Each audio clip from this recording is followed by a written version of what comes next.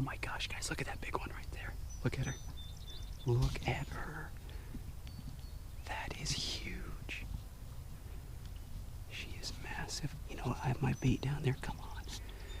She's going right for it. Look at her. Look at her. She's going right for it. She's going right for it. Oh my gosh. Hey, go for it. Go for it, big girl. Turn. Got him. Got her.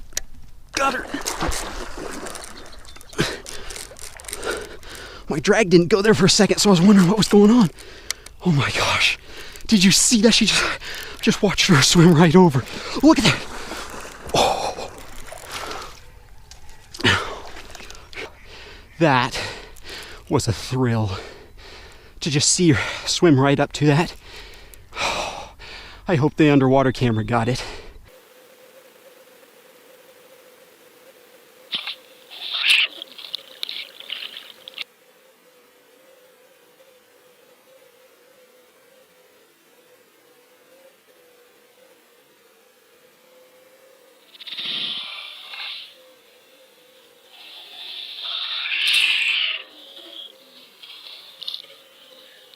This is a big one. Whoa. There's really deep mud around here. Oh shoot! It came out. It came out. Oh my gosh. Oh my gosh. Oh my gosh. I just hooked it sharp. Everything's good. Just couldn't. Just the way sturgeon fishing is. Hopefully that smaller one's still down there. Maybe we can catch a smaller one.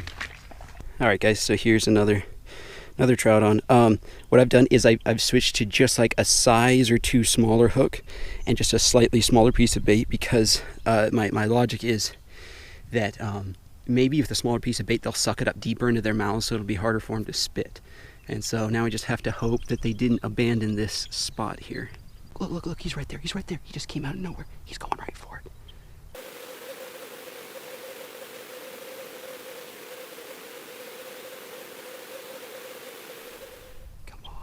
Turn around. Turn around, dude. Okay, he turned around. Did you see that? You see that? Come on, he's looking. If sturgeon are actually just laying on the bottom, I've learned when I see them in these creeks, if they're just laying like dead still on the bottom, that's usually a sign that they're not gonna bite. But when they're swimming around like that, they're hunting. They can smell that trout underwater. They're both going right for it. They're going right for it. Come on. One of you, please pick it up. Pick it up.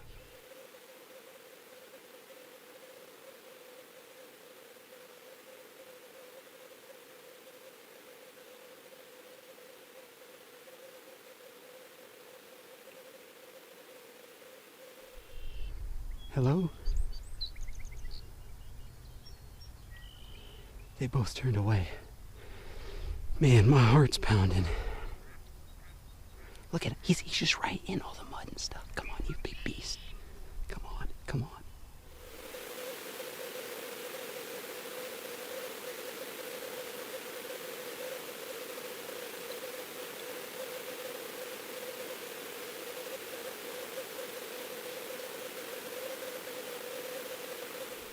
Are you kidding me? That was right in front of his face.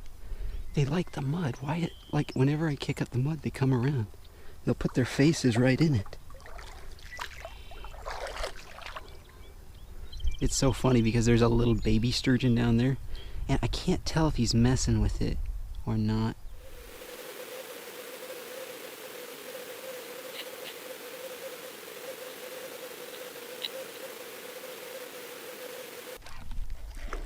Oh shoot, a little baby one. One sit. That is so funny.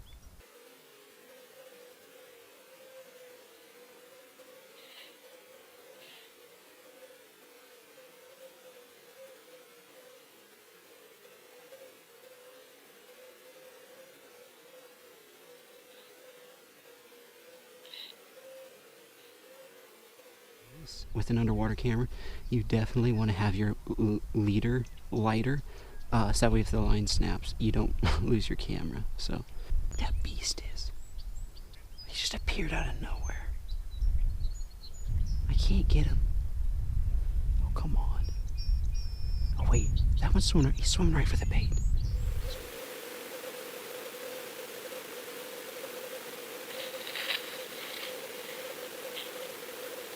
the big one passed right over. Oh, she's turning around. She's turning around.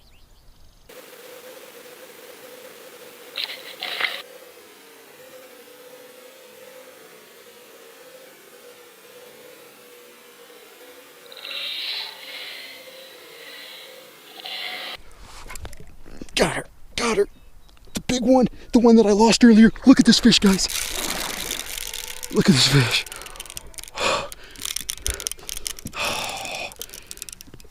Oh my gosh. She's coming up to jump. Oh my word. After a long day of fishing, finally, here she comes. Oh my gosh. Here she comes. Oh my gosh. Here she comes. Oh my gosh. She's going downstream. Oh man. Come on. You know it's shallow. Wait, that might be good for me. If it's shallow down there, yeah, that might be what I want to do. Nothing in my pockets. All right. All right. This is going to be a fish wrestle. This is going to be a fish wrestle. This is crazy. I'm just like sneaking right up on her. Just gaining a little bit at a time. I'm just going to try to corner it. Oh, this is crazy, guys. Was not expecting to do this. I'm like wading down a creek after a sturgeon that's like bigger than I am. Come here. Come here. There we go. There we go. There we go. There we go. Oh, come on.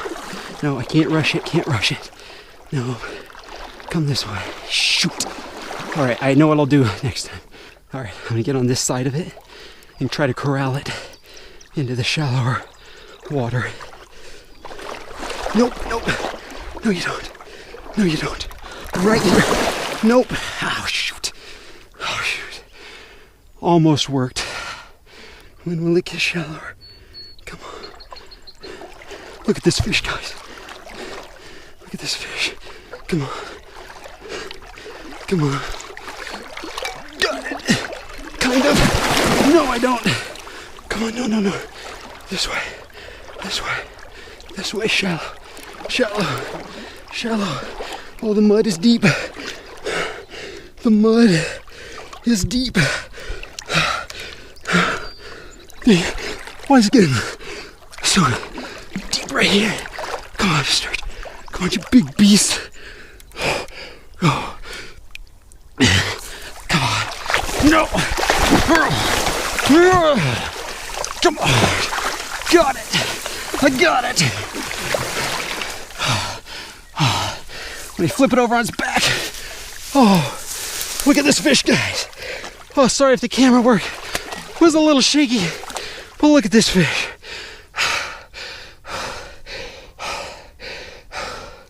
Holy mackerel. That was insane. Oh my gosh. Give me just a minute here. Look at that. Sorry if I'm shaking. Hook comes right out. Barbless hook. This is one of the biggest sturgeon I've ever caught. Let's measure it. My personal best is 7 feet. All right. So this Quantum PT Energy bass rod is 7 feet, 10 inches. There's the tip of the tail. And all right, I think it, all right, tip of the tail, two like just under the third guide down, like an inch under. I will measure that later. Look at this beast. Good grief. So you can get a little perspective. Oh, that's how big this fish is. Oh. Look at that. Isn't that amazing? We'll have to look on a chart to see how much a fish of this size weighs. When you turn them over on the back and they go docile. Just like that. That is fantastic. This is crazy. All right, let's get a release on this fish. Just turn her over like that. Watch her swim away.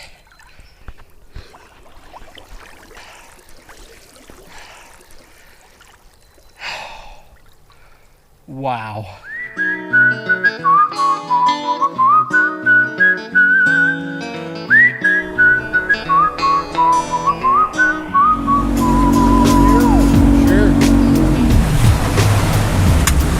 Looks good to me.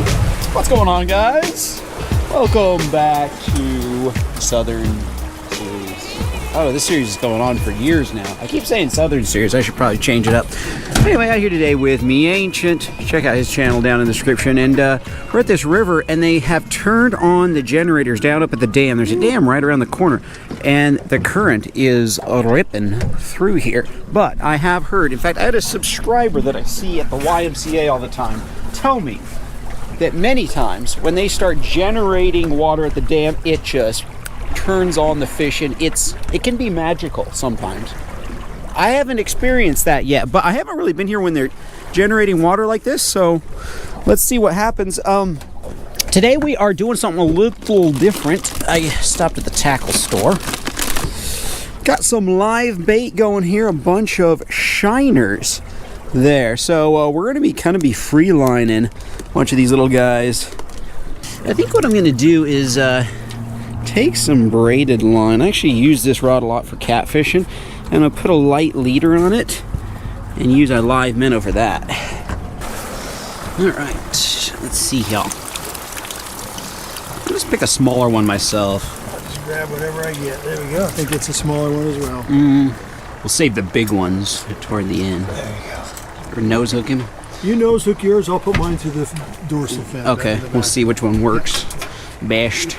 Coming up to the front, we launch the trolling motor. All right, my friends, I just have a small split shot and some lighter 12-pound leader on there, and we're just gonna free line these little guys. That's what we were told was the technique. That was the juice, huh? That was the juice thing to do. All right, my friends, you can see the dam there, and wow, they are just generating. I think they have like 3 of them on, looks like. So, I don't know. I was just told it was supposed to turn on the fishing.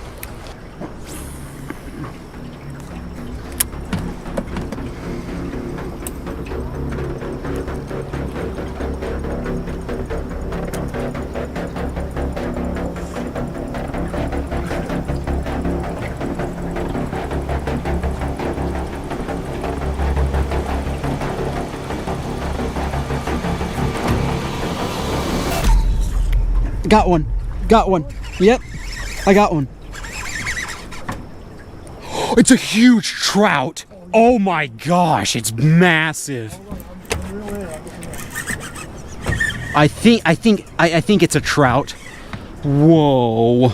Yeah, you need to get the net quickly. Oh, he's trying to go around behind the boat.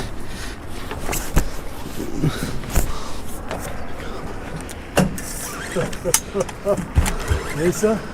Wow, that is a big fish. This is a trout. This is like, whoa, I almost fell down. If this is a trout, this might be my personal best right here. Whoa, guys. I think it's a Oh my goodness. Oh. Come on. Come on. Get him. Oh my goodness. That is a massive trout on a shiner. Oh my gosh, that is my personal best. Whoa, thank you for netting him. Whoa, guys. Wow. Oh.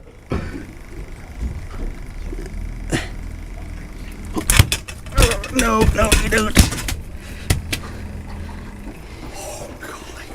Gosh. Do you keep a trout this big? Oh, you have to. Oh my goodness. Oh, guys. Wow. All right, my friends. We're gonna get the beast out. He's kind of recovered. He's been sitting in the nice. The water's very cold because it comes out of the bottom of the lake. So first, we're gonna see how long he is. He's over 23 inches, almost 24. Yep. Like 23 and a half inches long. What a gorgeous trout. And now we shall weigh him.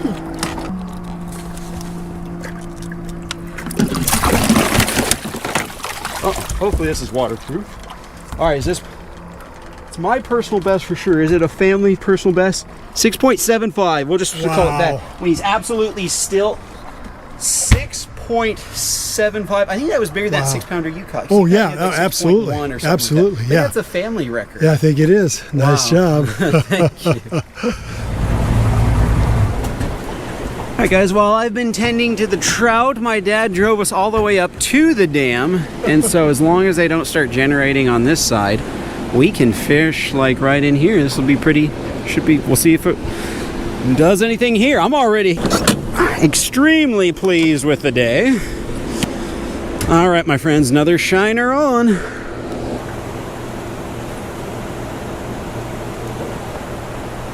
take a picture of him in a minute. Yeah. My line just broke. Line just broke from a fish? Yep.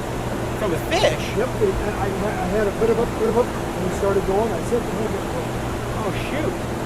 Must have a weak spot. Fish biting. Got a fish biting? Fish biting. It's tugging pretty good. Ready? If you feel the got him. It's not a very big one. Oh man, fish on, second one though. Yeah, just what is? I don't know. Oh, it is. Is that a trout? It's a trout. It's a white one. Yeah, it's a trout. Sweet. Nice. Oh, that's another good trout. Well, he might go a pound. We came for striper, and we've caught two. Oh wait, is that a cutthroat? That's a cutthroat trout. They've stocked those in here, I think. I didn't know that. Yes. Ouch, he's got teeth and he has swallowed it.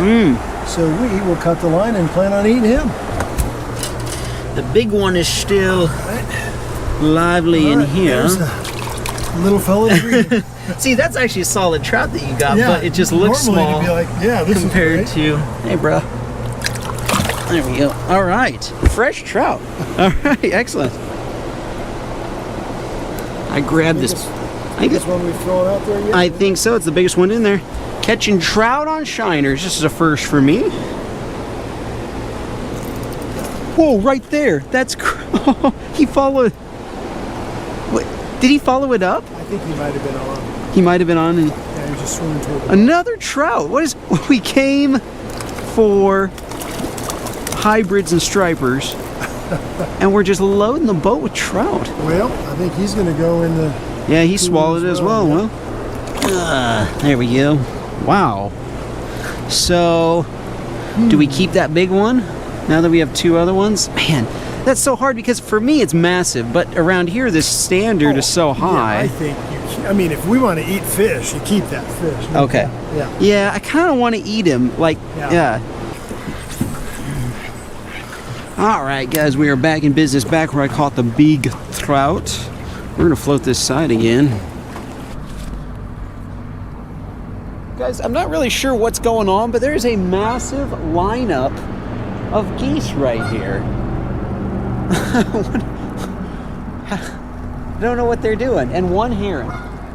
One heron. Beautiful summer evening out here, my friends. Guys, we fished till dark. No more bites, but we are still very happy with the day. We have a fried trout feast now to go back and cook up.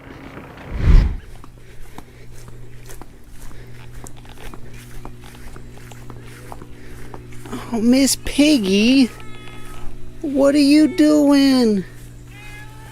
Oh, I love you, but why are you killing baby rabbits? No. No, I know you're proud. You can't do that, okay? No, don't kill baby rabbits. We want them around here. I love my cat, but dang it. She kills all, she is a huntress. Yeah, see, look how, she's proud as punch. Yeah, you are. Gosh. Can't do this. Are you gonna eat him? That's why I haven't seen you all morning. You've been hunting. Yeah, you're proud. Dang it. Oh, that's the world. What do you think? Should I eat some baby rabbit with the trout? I can't.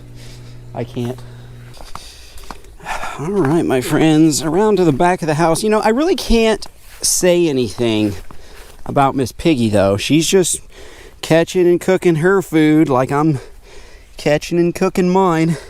Of course, she doesn't actually cook, but you know what I'm saying.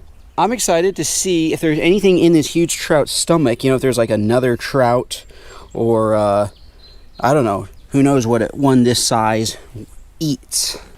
All right. Oh, that skin is thick. Look at that, folks. Wow. Oh, wow. That is going to be absolutely delicious. Let's clean it up here just a little, cut the ribs out. Oh man, wow, that is just such an orange, it looks like a salmon. Yeah, just carefully remove these rib bones. Oh yes, they all came out very smoothly. That's one nice thing about trout, it's such a soft meat fish. I can make a cut like that and then just grab it and the ribs pull right out. Then I can feel the pin bones. And look how the pin bones come out so easily. Trout is wonderful for that reason. There we go. That should be the, oh wait, no, there is one more in there. There we go. Look at that little pile of pin bones there, folks. Got all of them out, and now I have this beautiful fillet. I am gonna leave the skin on. And yeah, this is gonna be delicious. I promise you, it's gonna be delicious. As long as I don't mess it up cooking. All right, my friends, now it's time for everybody's favorite segment. Oh, we got something in the guts here. What's in the guts? Whoa, look at this. A crawfish. That is a big crawfish. See, I thought there's gonna be something different or bigger in a big trout like this. And then he has a bit. Look at that, that's a fish. Yep, it's another trout. I can tell, I can just barely see the color in the little dots. It's another rainbow trout. We have another crawfish, an even smaller, like just a little baby one. Another crawfish, that's a little farther down the hatch, and it's a lot smaller.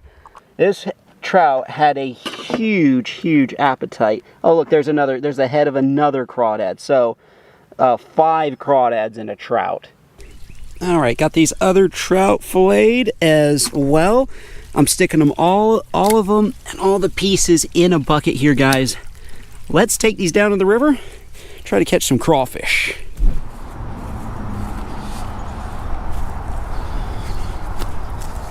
All right, down at the river. The water is very clear today. That's gonna be very nice. I have found more crawdads at this spot than most places, let's put it that way. Let's start off with the biggest carcass.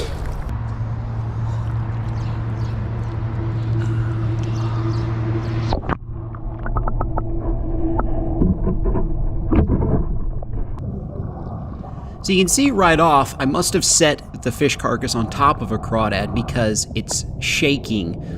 Something is really pigging out underneath it.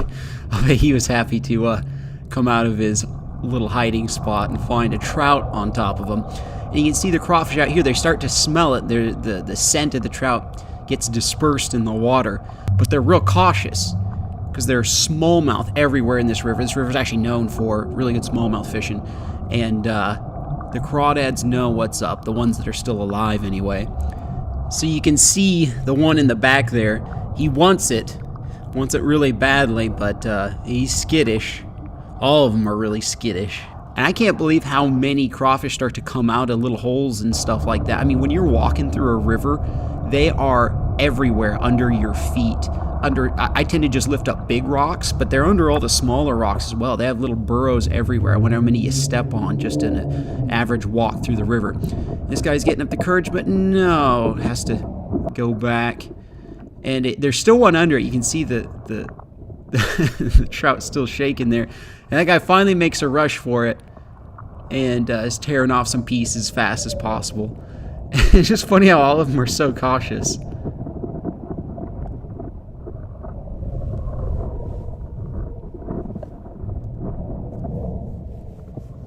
And then this was a first for my channel.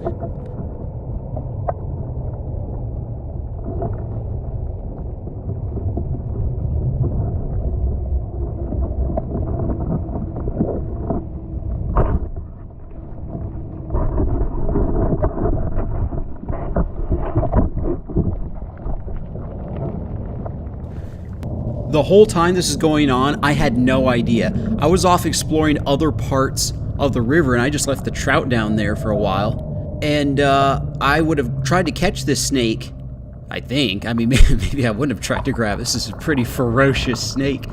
But I would have tried to catch it if I knew all this was going on. All that happened was I came back, and I noticed the trout had kind of moved, and I thought the crawfish did it.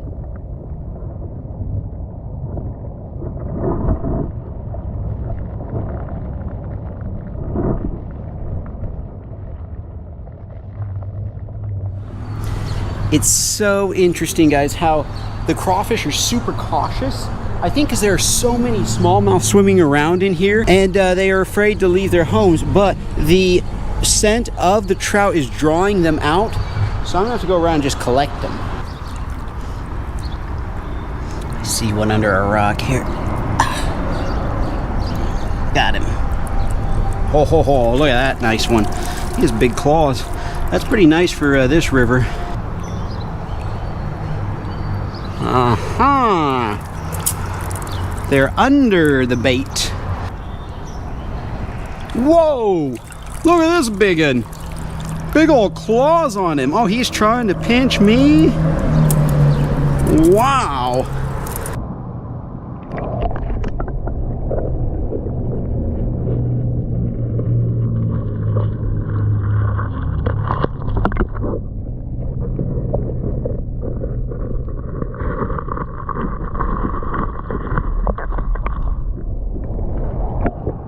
Got him.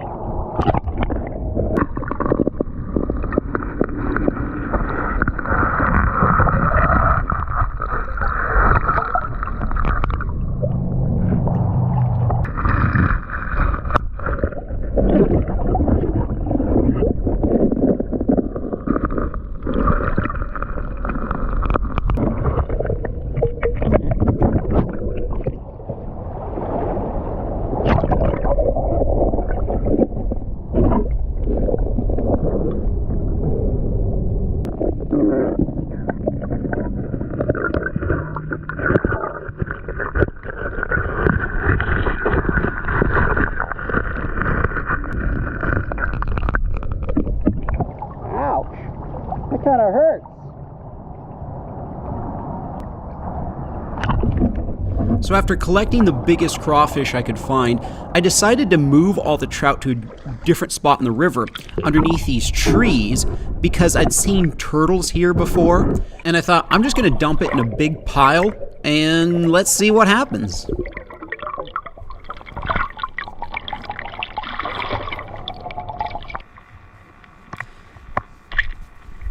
It was probably just like 10 minutes or so before they smelled it and started coming over. This is a little painted turtle.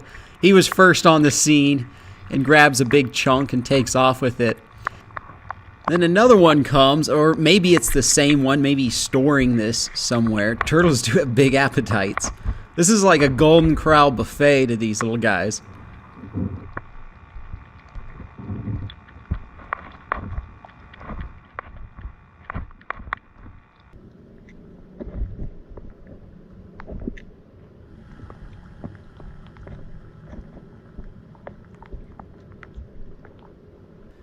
Then check this out.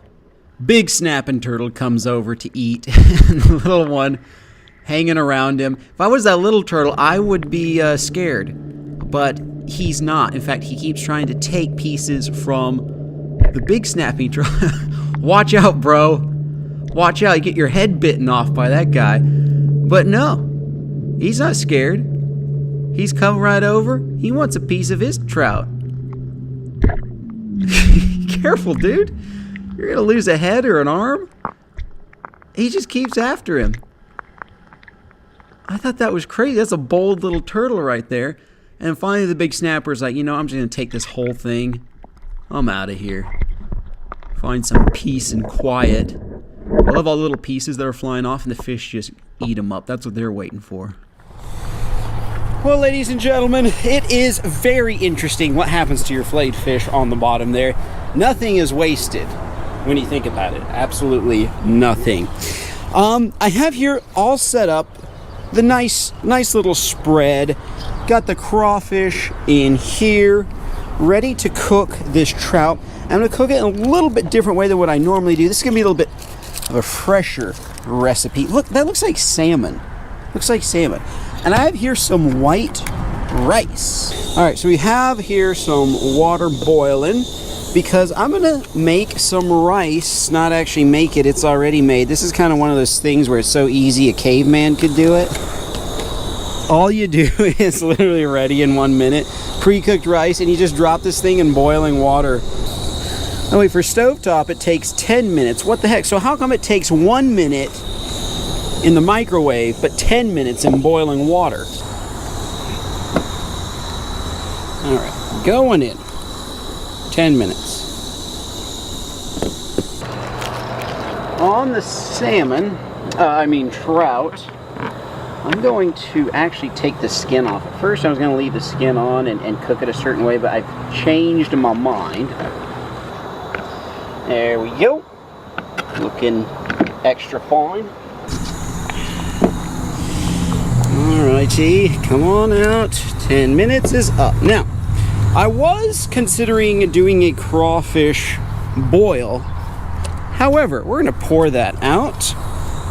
Do something a little different here. I'm going to turn the heat down a smidge, and I'm going to take this butter. Throw it all in there. I'm going to let that melt down, and I'm going to boil these craws in the butter, literally. And I'm just going to pour the water off. They're pretty clean crawfish, actually. Now, while the butter is melting, I'm going to add some Cavenders, which is a Greek seasoning. A lot of garlicky flavors going on. Kind of a fresh garlic and herb type seasoning here. And I want that to mix with the butter real well. Butter and Cavenders are amazing together. You know what I'm going to do? I'm just going to add a little oil. You know, I'm also going to add a little black pepper. Oh yeah, look at that. It's boiling up very nicely. Just about ready to take the craws. And into the boiling butter, I will throw the crawfish. like so. All right, so once the crawfish cook, I will focus on the trout, but we will use the sauce that the crawfish make to pour over the trout. In the meantime, I'm gonna take this rice. Kind of interesting how like shiny it is. Oh, it has a nice sticky rice texture. It's my first time making like rice like this. Just plain white rice, like really pretty much no flavor whatsoever to it. But that's why I have all this butter in here, flavored butter. Stir these crowds around because that'll go real nice with the bland rice. If you guys follow my channel, you remember I did this once last year. It's just boil up crawdads in butter, and it made them amazing. The best crawdads I ever had. But I had all the sauce left over, and that was just kind of like, what do you do with all the sauce? And that's why we got the rice. There we go. Just make a nice little bed of rice. Alright, these should be just about done. Yeah, I'm gonna say they're done.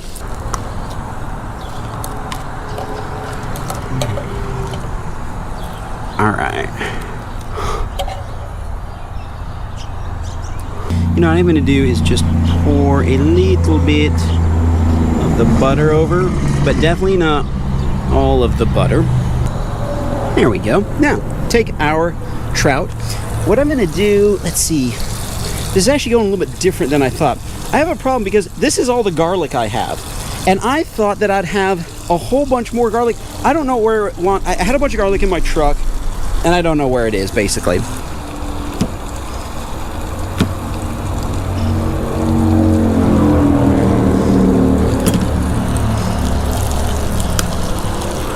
I was hoping to have a lot more than that, and I honestly don't know where it ran off to. But we'll have garlic, butter there, and then you have no experience with rosemary. I think you add it like halfway through the cooking, I believe. I'm gonna take this fillet as well, and oh yeah. You know, I said something earlier about cooking this in a fresher way, and I had the plan of that, but then I used a whole stick of butter instead of olive oil. I was going to mostly use olive oil and then just make a little bit of sauce with the butter, and then I got carried away. So this is nothing fresher than what I usually make. Yeah, there you go. Speaking of fresher, I have in this tin potato salad, and it is not just any potato salad. This is my mom's homemade potato salad. This is not just me saying it, folks.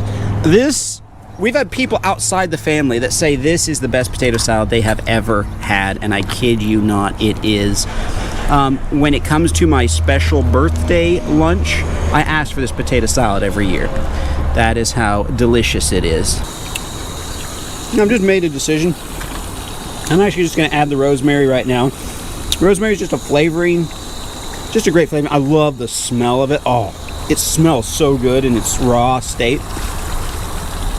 In fact, oh wow, it's giving off in a crazy aroma right now. See, I'm basically just poaching trout in butter, and I planned on doing this a lot fresher recipe, but then I got excited over that stick of butter, and here we are. All right, that should be done.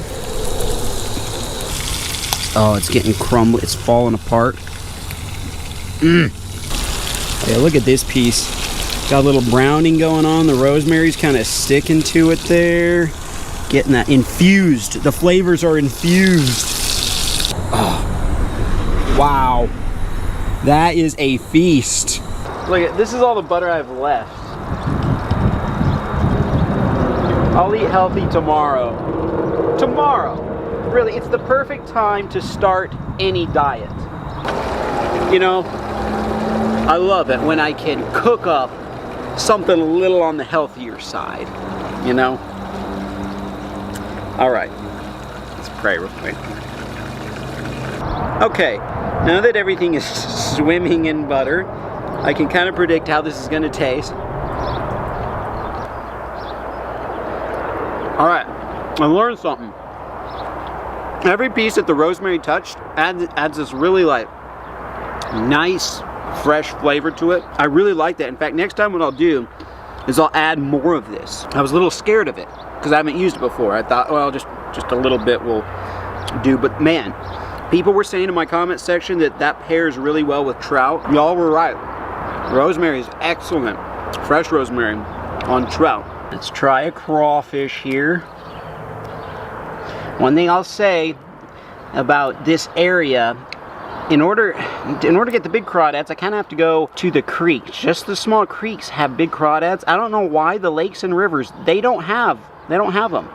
All the lakes and rivers, the crawdads are small. I wonder if there's so many things eating them, so many smallmouth and big trout, as we saw all the stuff in the trout stomach. I just thought of that just now. I wonder if that's why you just see small crawdads, because the trout and everything are just eating them too fast. But when you go to the creeks, they don't have many enemies, so they can actually get big. Buttery rice here.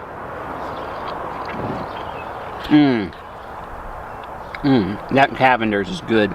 Grab a piece of trout, put on top of some rice there. Boy, that is a good, that rice is a nice touch. End it with a bite of homemade potato salad. What an excellent meal. Guys, hope you guys enjoyed. Thank you so much for hanging out. Got a lot more adventures to come. See you in the next one.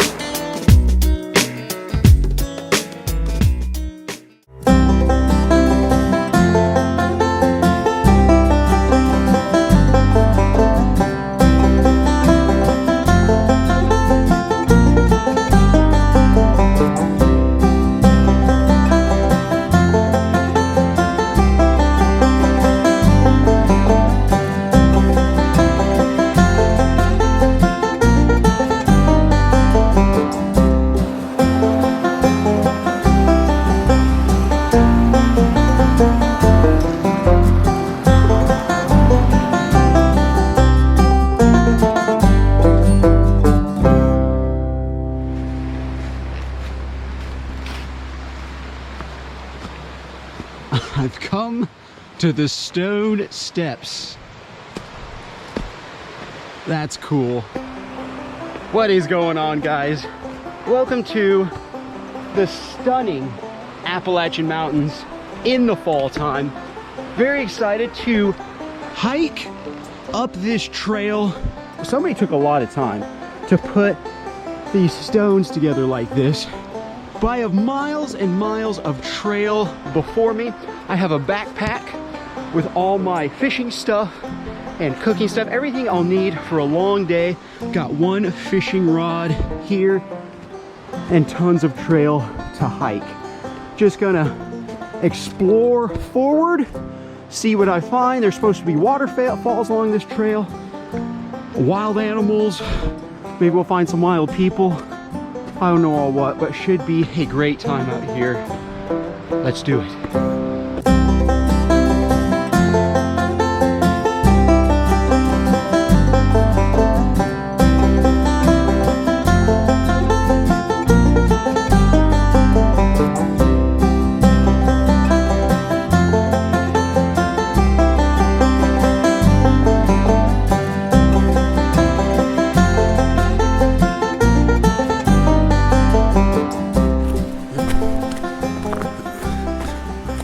This is cool.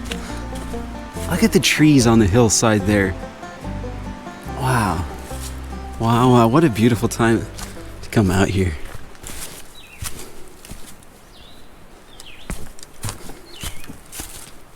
Hear the birds.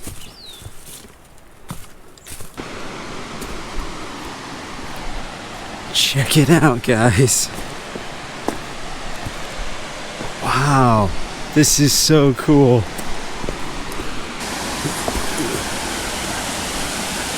Wow. This is where I'm going to spend the day, ladies and gentlemen. Got some hikers over there. And the stream continues on. But I wanted to come to the best part first, because I skipped a whole bunch of the stream, even though there were some juicy looking spots. So I wanted to come here.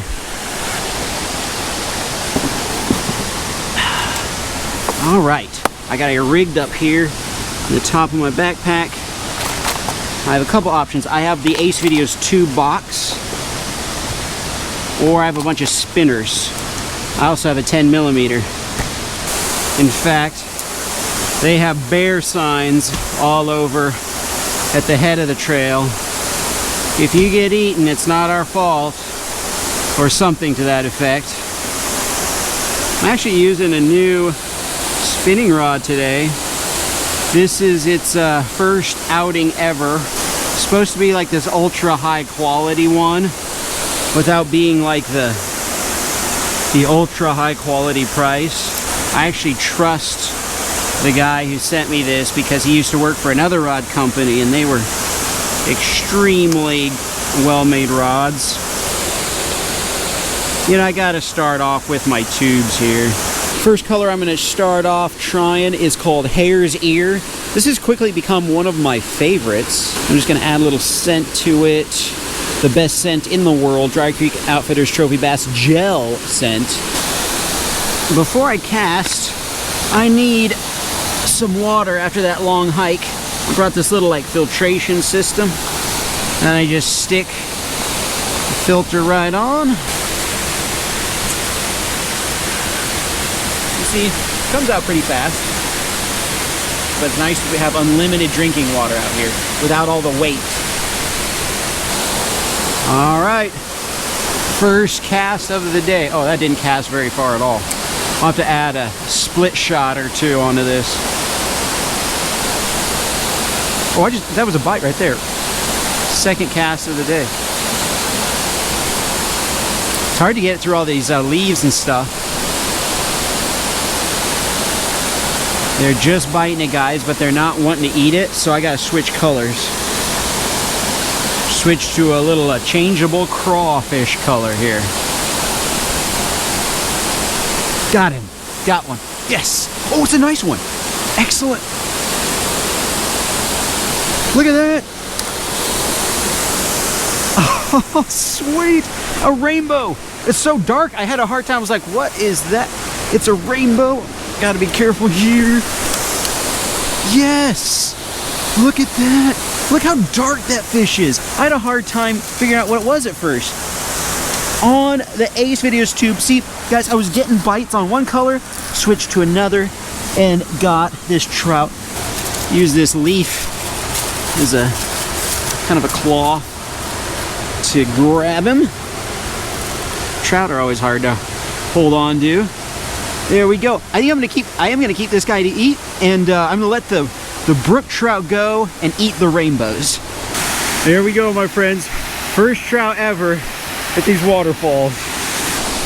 Adding a second sinker to get some extra weight was definitely the way to go, because I could cast it almost to the falls. Although that fish wasn't in the falls, but he may have followed it out, I don't know. All right, my friends. After getting the tube snagged and having to break off, I thought, you know, I'm gonna try a big spinner that I can actually cast all the way in the foam of the waterfall there. And this one just looked really good. I just bought this, it's brand new. It's just the color, I don't know, I saw it and I was like, I gotta buy it. Not that, like, that's a rare thing. I see all kinds of fishing lures I have to buy, but you know what I mean. My friend Aaron actually told me, I asked him about this spot. I said, have you ever fished here? And he said, dude, I've heard that if you roll big spinners slowly across the bottom, you can get big brown trout. That's what he said. And he said, I think he just said he heard that. Not that he had experience, but anyway, shout out to Aaron if this works.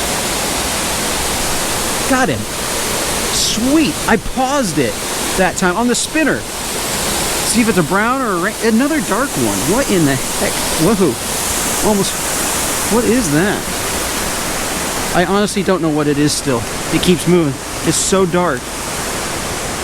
Are you kidding me? I think it's a brown trout. Oh, it's a brown trout.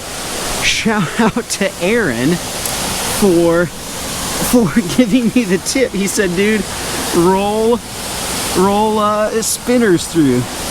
Oh, I got him in the eye. Just buried it in his eye.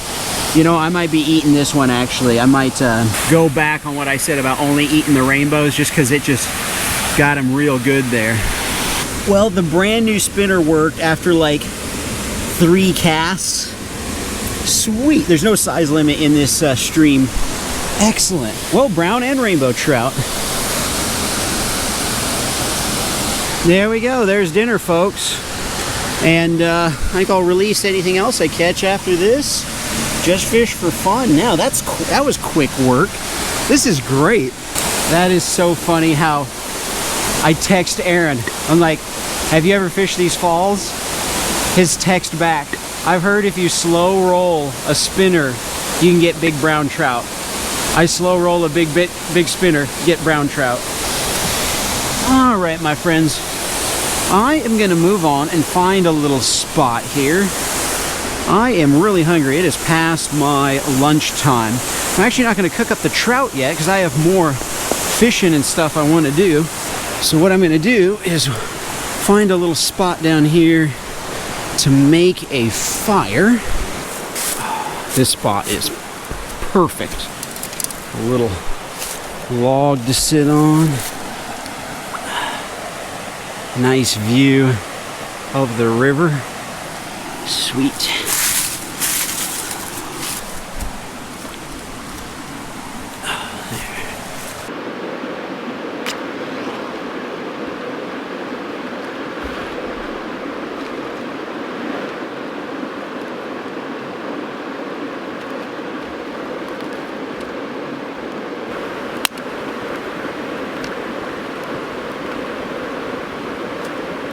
Alright, my friends, this is kind of cool. So I have everything here. I've got the water, which I showed you guys. And then I have all my cook stuff for the day right in here. And even though I went a little Spartan, I actually have some nice little luxuries. Check it out. This is a mocha cappuccino instant powder from one of my dad's MREs. He gave this to me. I've got some little Tabasco sauce, flavor up our trout in a little bit. And then chicken teriyaki, a Mountain House adventure meal with with rice, green peas, carrots, peppers, and onions, freeze dried. I don't think I've ever had one of these before, but I thought this would make a nice little lunch. 12 grams of protein. Nice. Ready in 10 minutes. Guess I should have read the instructions. Remove and discard oxygen absorber. It's good I think I read the instructions. There she is. That's cool. Nice. Little water heating up.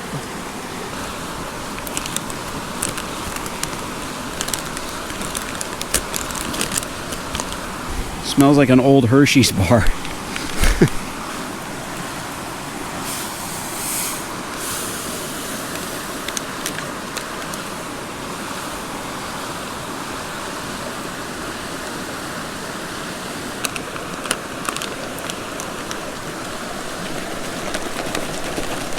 That shouldn't, I'm just gonna leave that just for half a second and then grab this.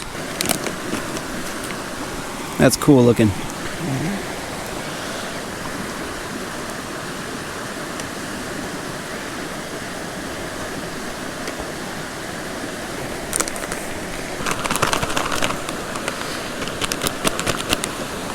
There we go. Just let that sit for 5 minutes, and then 5 minutes, and let stand for 4 minutes, okay? In the meantime, enjoy some hot cappuccino.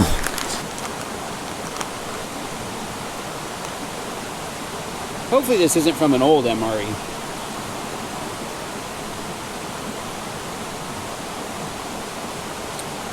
Tastes good. That's really nice. And have some hot coffee out here in the woods like this. That's really nice.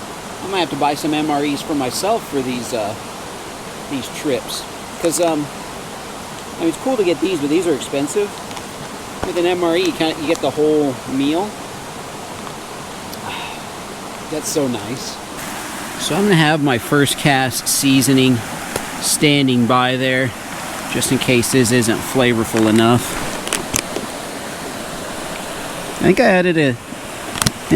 added the right amount of water. Wow, that's amazing how it becomes just like rehydrated like that.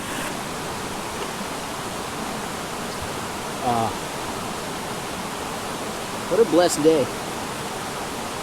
That hike, the hike to here was fun. Then to be able to catch some fish underneath those new waterfalls. Never fished there before. Wow. So there are actually a lot of good flavors there. There are so many good flavors, like it's well seasoned. There's actually no need for my first cast seasoning. They did a great job. I thought it would be bland. The chicken is a little spongy. I like it though. This is real nice. Very lightweight too. Take the water and pour it over the fire. One more scoop.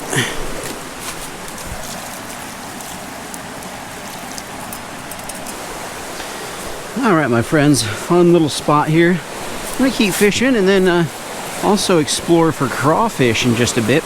Gone back to the tube, same color I caught the rainbow on. I'm just gonna work some of these little riffles and stuff here. Guys, I see a huge crawdad right there. Let's see if he'll eat my tube. I was headed down to a pool down there I saw, and this big crawfish. There he is. You guys see him on the surface. He's not eating it. He just has it, so I can't lift him unless he's like super. Look at that. Bam. Oh look, never mind. He doesn't have to eat it. Guys, look at that. Are you kidding me? That is a Mongo crawdad, and he just doesn't want to let go of the tube. Look how similar in color the tube is to him. In fact, it's like an exact match. That's why I caught that trout. I just needed to switch up the color of tube, and the trout ate it. That is so cool. That's amazing to me. The color match there. He has some long, skinny claws. You know, the crawdads get so big in these streams because there are no bass to eat them. And of course, the little trout aren't gonna mess with a dude like that. He'd pinch their face off. Bro. Look, he's pinching now with 2 claws. What the heck? You know what? I admire the tenacity. You can keep that too, bro. It's his prize. Need to be extra careful. Make sure this guy doesn't get away. By the way, if you guys want to check out my tube tackle box, link in the description. It's funny. Actually, I just thought of this. So I have 2 crawfish colors there. You might think they look similar, and they are. Well, they are similar. You might think they look similar because that's exactly what they are. But there's a slight color variation. The one on the top has little orange and green flakes in it. Matches the crawdads this time of year at this particular stream. But in the past, in fact, all summer, I used the bottom one there, and that is the color that has actually caught me the most trout this year. But I thought I'd switch it up, and that one is definitely matching the hatch better. This all looks so good around here. Trout don't need very much water to live. They will live in some little pools. What a beautiful day. Wow. Guys, here's a crawdad. Look at, he's eating on the tail of the trout.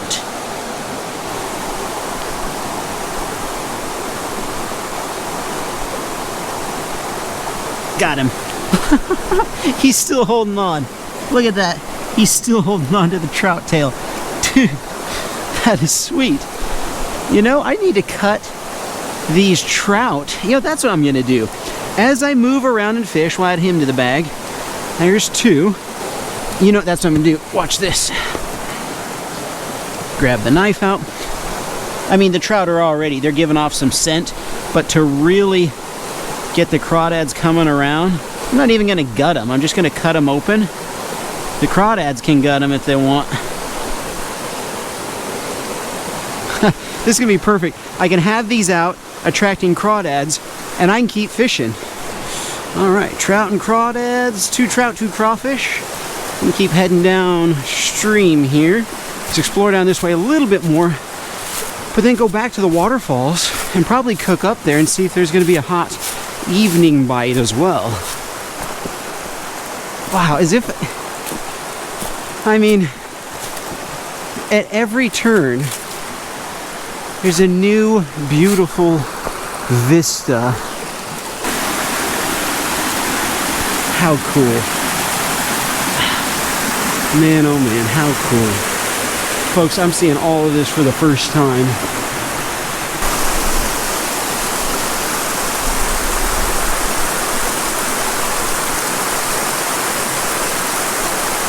Got him. Got him. Whoa, what the heck? What the heck? Look at this. Are you kidding me? Whoa, what the? Are you? Oh my gosh, it's a huge brown trout. Look at this, guys. Whoa. Whoa. That is crazy. I saw a couple of small trout. I did not see any big ones in here. Look at that beautiful fish. Whoa. That was totally, I mean, good grief. I would say that's totally unexpected, but I mean, I am fishing, always hoping for big fish, but like I saw a 10-incher swimming around and I was trying to catch him. Wow, I did not see this fish at all. Look, he's got the tube right in the corner of the mouth. I switched to a little jig head just because I thought I want this to crawl along the bottom like a crawfish now. Wow. Thank you, Lord. What a beautiful creature. That is so cool. That is the biggest brown trout I've ever caught in a stream. Personal best brown trout for stream fishing. Wow, what a catch. What a stream catch on my, oh, hey, stay in the water there. There we go. There we go. We'll get a release on you. That is a huge fish for a stream. Maybe not trophy, but wow. Set him in the water there. Let him, he doesn't need, I was about to say he needs to be, he don't need to be revived. There he goes. That is cool. Definitely personal best for me. Not brown trout overall, caught a bigger one in the lake, but in a stream for sure. But I want to go back up to my waterfall. You can see starting to get a little dark out here in the mountains too. It gets, or it feels like it gets darker, especially if you're in a ravine. So I'm gonna head back up to the waterfall and let's cook up our catch and fish just a little more. How cool. Stick the trout and everything right there.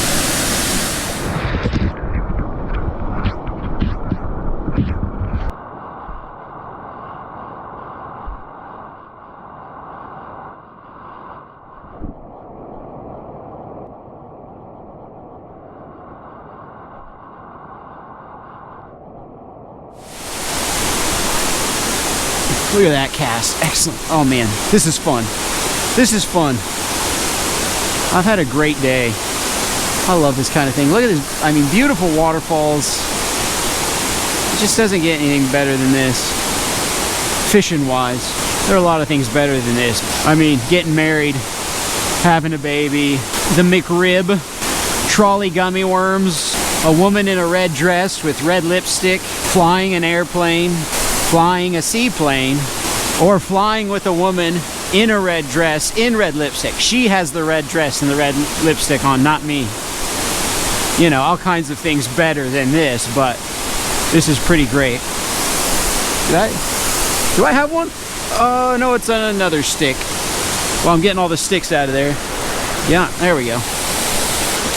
My friends, that was fun. Let's see here, how much light do I have left? So I have to hike back. You can see on the ridge there, it's still light. It just feels really dark down in here. I'm gonna cook up. I'm going, oh, we gotta check the oh wow. Look what's been going on underwater here.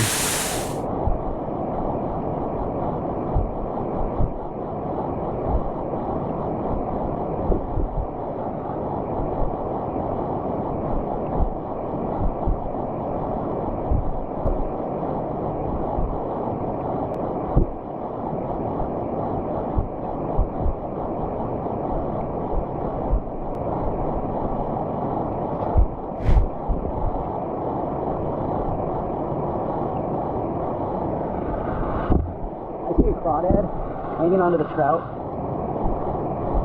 Oh no, he went away. Got him. Yes! got another one. There we go. That's 3.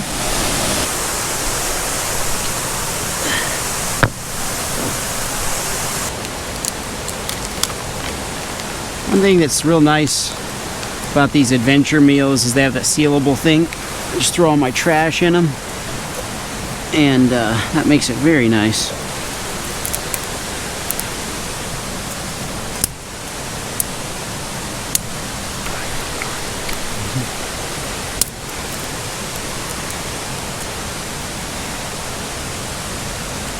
This is going to be very simple, folks, because there's no point in getting a big elaborate recipe up when all I can take are just a few little things. So I set the frying pan on there. Then I just have your little olive oil. I would have brought butter, but I was afraid that butter might melt a little and drip and all that stuff. So I figured a nice clean little little bottle of oil would be good.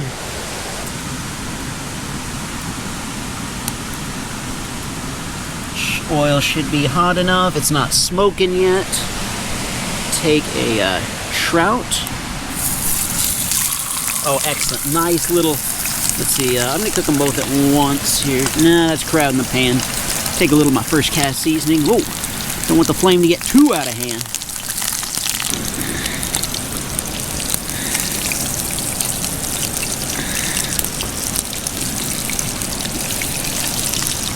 There we go. This Mongo crawdad, I think he just likes to grab onto things. No longer does he have his little tube. He's still hanging onto that stuff. I'm gonna kill him real quick. There we go, and let's add him to the frying pan as well. Nice. There's a little hibachi going on here. Woo! What the? Whoa! I didn't mean it. I didn't mean it. Whoa! Gotta cool that down a little bit there. This is Ace's Outdoor Hibachi. Sit across from me and I'll throw food at you. You can catch it in your mouth. Whew, this is kind of like wok cooking. What a good time. What a magical spot.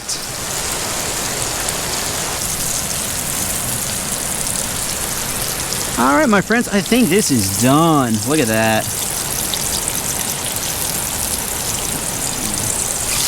Done on this side. Say a prayer for this blessed day.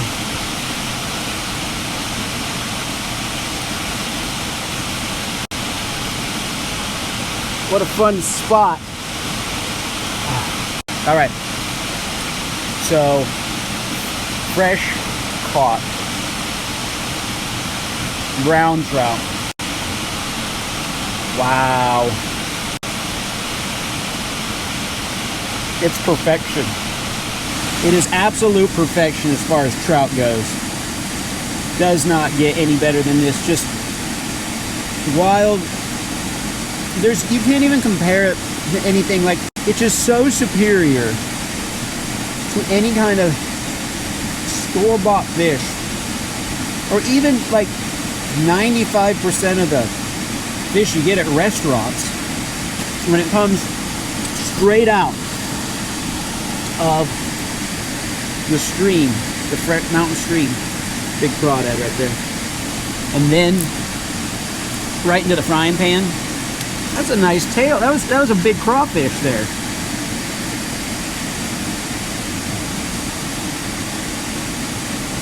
Crawfish is good since it's a mountain crawfish.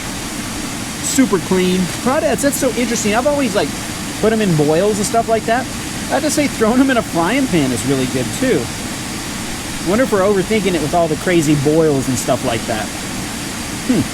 Well, my friends, as amazing as this spot is, it's getting dark out here. It is a little bit darker in the ravine. You can actually see blue sky above me, but I need to get hiking back. The waterfall was amazing. The changing of the trees, stunning. What a great day. thank you guys so much for hanging out. I hope you guys enjoyed as much as I did. Keep getting out there, keep trying new things, exploring new places, leveling up in real life. See you in the next one.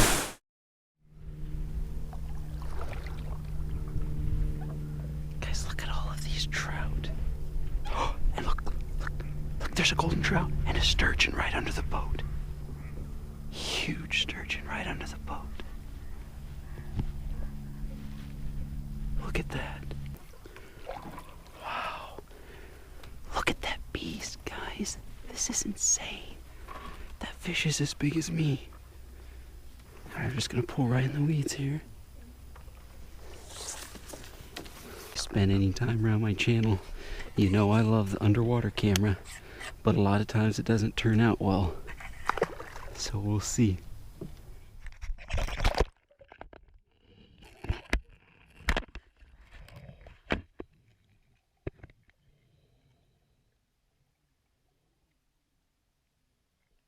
And then what I have on here is just a little dead trout, dead frozen trout. It's like the best sturgeon bait ever. Alright guys, here goes nothing. I'm gonna cast it way upstream. Just kind of let it come down.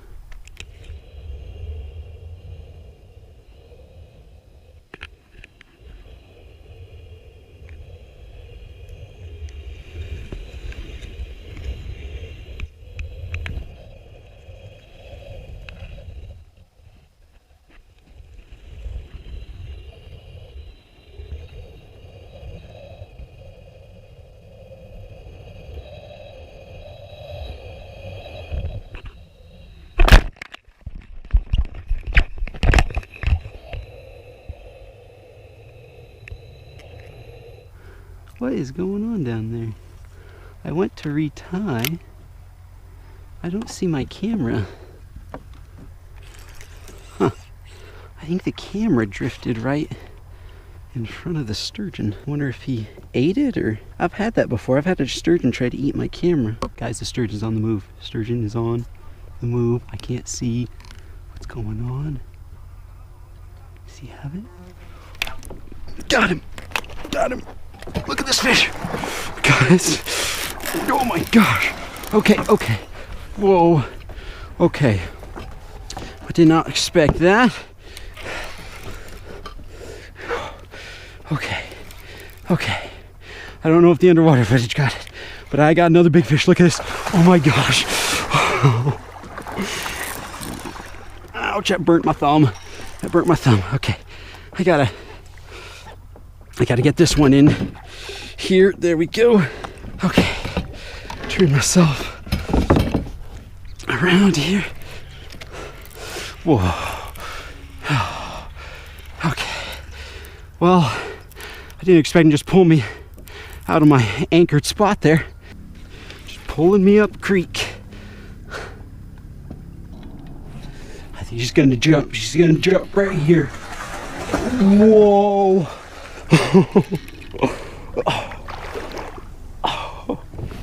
Look at this fish. Uh-oh, right in the weeds. Oh, get out of there. Get out of there. Get out.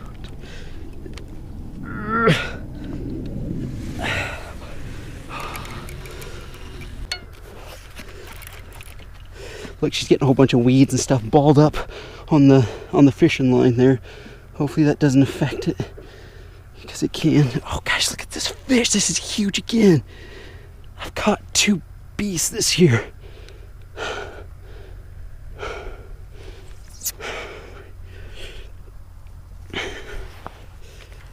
Oh, come on. Look at this, guys. Can you see? Oh my gosh. I hope the GoPro can see in the water, because this is just, look at just the power. Just pulling my kayak. You know, here's kind of a shallow landing spot right here. I might get out right here. Yes, and then just try to pull her up. I think that's gonna be my plan. See, because I can stand right over here and then just try to land her. Here we go.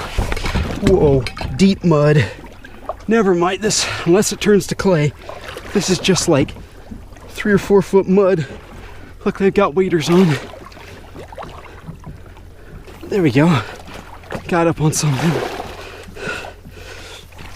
Stand up on these cattails here. All right, she's getting closer. She's getting closer.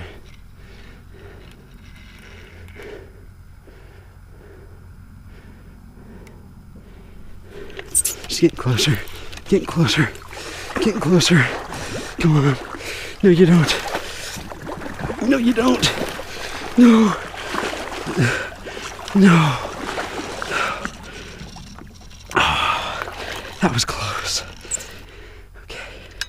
Okay, here she comes. Here she comes. Here she comes. No. No. No. Get our hands ready. Come on. Come on. Come on. Come on. Come on. Come on. Come on. Come on. Oh, I grabbed her tail. I touched her. Does that count? Oh man, that freaked her out though. Oh, almost had this fish. Come on. Come on. Just turn her right into the weeds. Turn her right into the weeds. See, I got her. Yes. I got the fish. I think. Kind of. I got her. Guys, look, another huge sturgeon. Whoa. Oh. Sorry if the camera work is shaky. Oh my gosh. Another huge sturgeon. Gotta flip her over so she calms down. There we go. Look. Oh my gosh. Another huge sturgeon.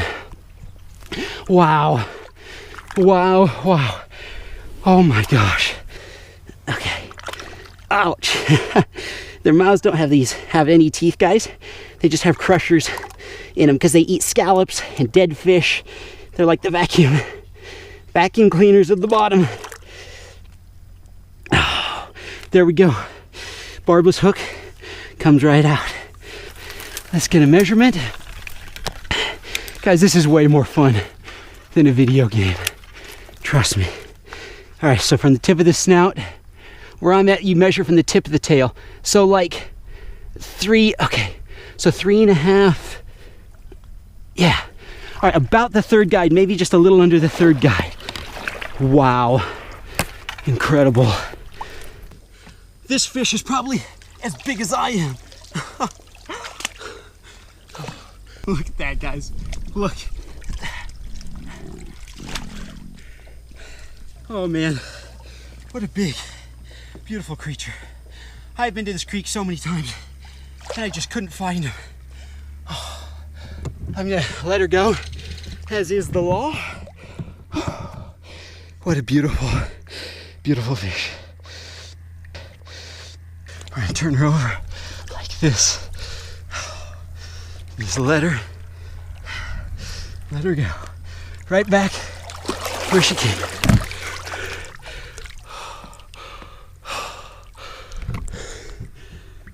That's fishing. That's fishing right there, guys. All right, guys, I'm done fishing. And oddly enough, the sturgeon went right back to the same spot. That's really weird. Normally they swim off. What I'm gonna do is I have all this bait left over. It only took one piece. And I'm just gonna like feed her.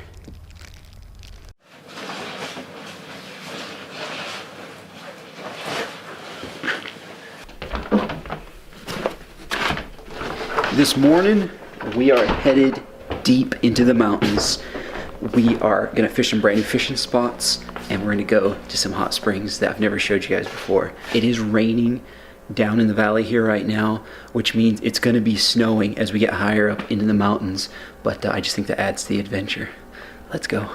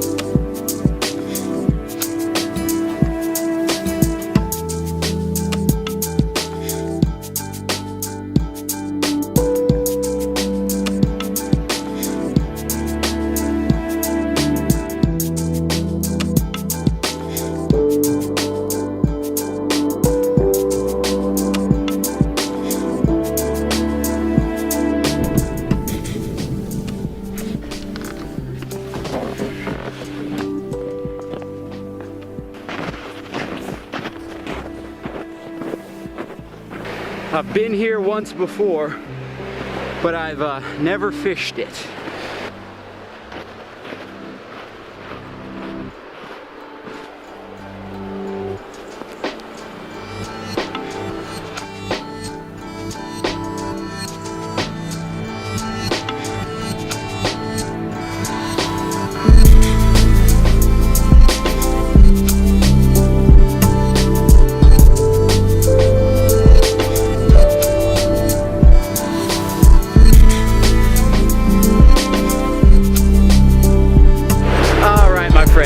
Here's what we got going on at this spot.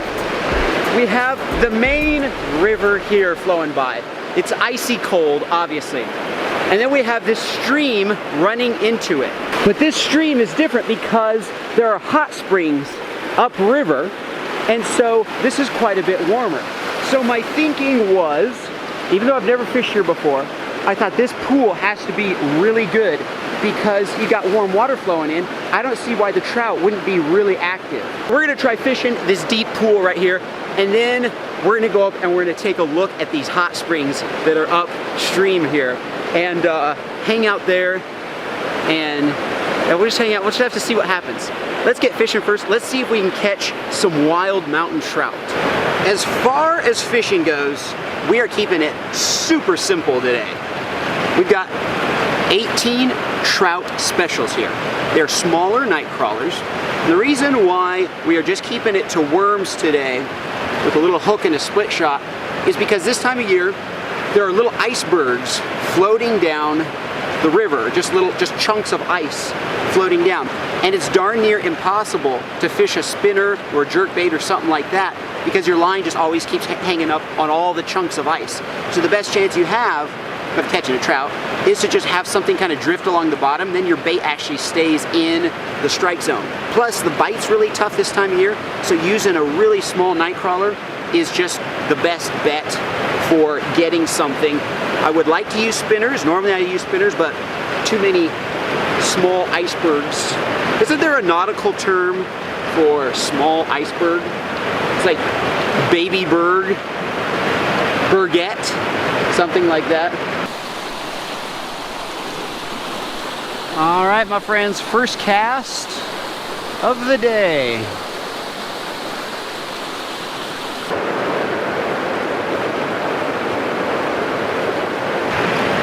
So I lied. They aren't biting worms. I'm gonna take the worm off. There actually aren't as many icebergs in the water as usual, so I might be able to get away with the spinner.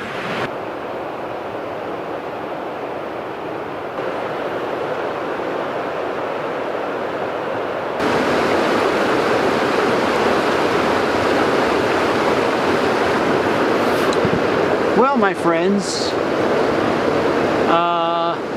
I've been able to get anywhere with these fish, tried some different lures. It's kind of like me with women lately. Just haven't been able to get anywhere with them. Anywho, I'm getting hungry. I did bring breakfast with me, so I think we're gonna go to these hot springs. Yeah, let's go to the hot springs. You can see the steam rising from so far away. And you know, at the ground right here, there must be some warm water seeping out from here too. It's all melted. You guys will like this spot. Check it out.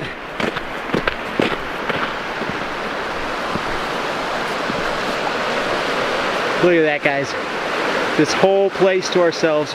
We've got one pool there, another pool there, another pool, a whole bunch of different hot springs. Over here is where it bubbles out.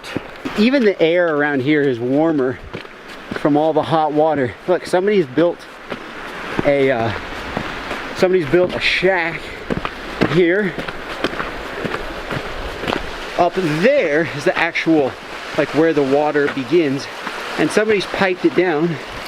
You see the pipe right there, and this kind of seedy little shack here, and there's a tub. I don't know, I wouldn't get in that tub. Probably 1,000 naked people before me have been in there. So we'll leave that for everyone else. And we're gonna sit down, we're gonna find a good spot over here. So here's what we got, guys. all these different pools have been dammed up. We're gonna skip this one because it's green, obviously. But as you come down here, you see this beautiful pool here. However, this one, I know from experience, is really, really hot. At least last time I was down here, it was almost too hot to sit in. But as we come around down here, it has more time to cool off. This pool is nice. This pool getting nicer. And this pool here is perfect.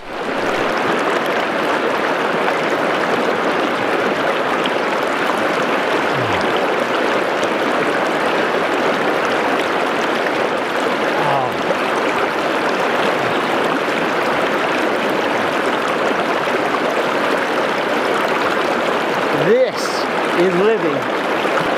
This pool is seriously amazing. It's like 98 degrees, which if you guys like, if you ever own a hot tub, most hot tubs like they're set between 100 and 104 or so. It's perfect. Really, could you ask for a better view? I mean, all the way down there, and I can even see all the way up to the top of the mountain over there. This is amazing. All righty. First thing we do is make kind of a little table. I like this rock here, but it's not flat. Oops. I'm destroying my table. It's not flat, so can't really, and I want to be able to sit in the water while we're doing this. There we go. Little table. I can still be in the water. By the way, I always bring a gun out here with me. A lot of people have been asking that though. Every time I make a mountain video, you guys ask if I carry a gun. I actually carry two with me. This is a 9mm Smith & Wesson with hollow points on it. Obviously, because we're in the mountains. I will say this mountain range isn't super dangerous. It's not like some of those places in like Canada where there's like a grizzly around every corner and wolves and cougars and all kinds of things. It's the mountains. There are still animals here, I'm not saying that, but it's not Alaska or Canada. So, but we have a gun. I actually have two guns with me at all times while I'm out here. Today's hot tub breakfast includes eggs, ham. What rhymes with ham? Spam. So we're gonna start up our little backpacker's stove. Ooh, matches are a little wet. Oh, no problem. There we go. Well guys, we have a major problem here. I forgot silverware. I have nothing. I looked all through my stuff.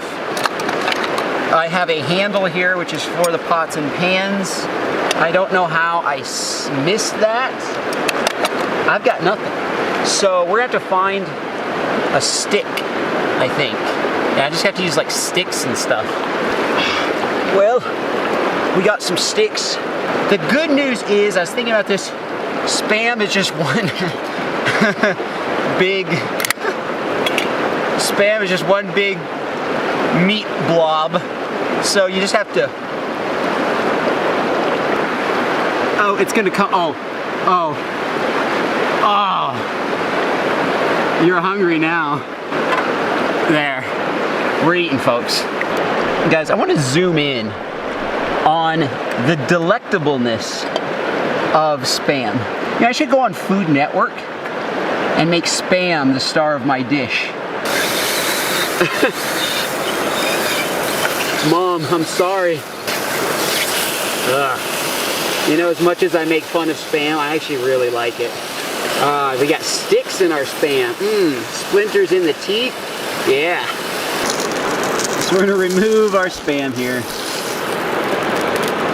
And got a nice pile of it. I probably won't eat all that. Dang it, you don't realize how much, how nice it is to have utensils till you don't have them. We're gonna throw this butter in there. Butter up the dish so that our eggs don't stick. Ooh, that's hot. Oh, this is so hard. You know, I guess we'll just make scrambled eggs. Like, you know, I'm just gonna cook the eggs in here Yeah, we'll just mix them around with this, and hopefully they don't all stick and make a big mess. Now we're cooking. You know, I'm just gonna cook one egg because this might be a disaster. All right, so we actually aren't doing too bad here, guys. So much butter, and then the Spam has oil on it, so nothing's stuck.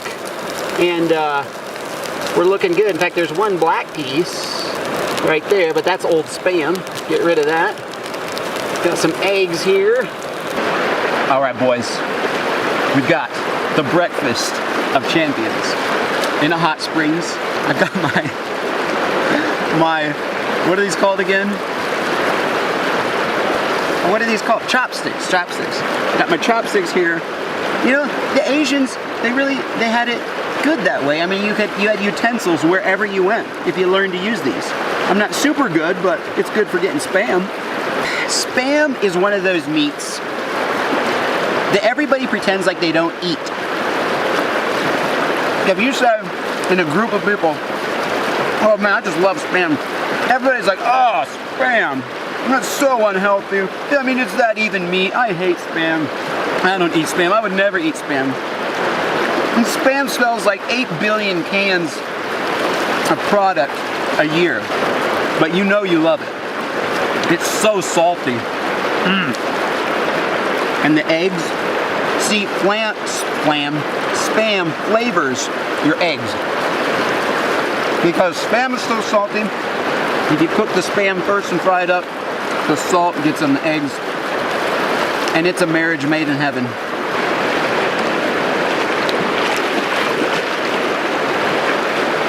You knew it was going to happen.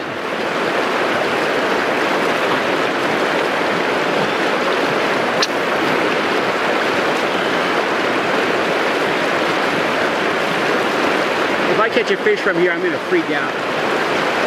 You know what? There is a pool down there. If I can get my spinner down in the pool, we legit have a chance. All right, let's go down here. Ooh, this is another nice pool here. Oh man, this is even more convenient to fish from. Oh, well, look at this one right here though. Now this is what I'm talking about, folks. Yes! Fish for a while. All right, guys, we're gonna sit in this pool. I have a worm back on. Took the lures off. We're just gonna throw a worm right down there in the current and sit in our hot tub here.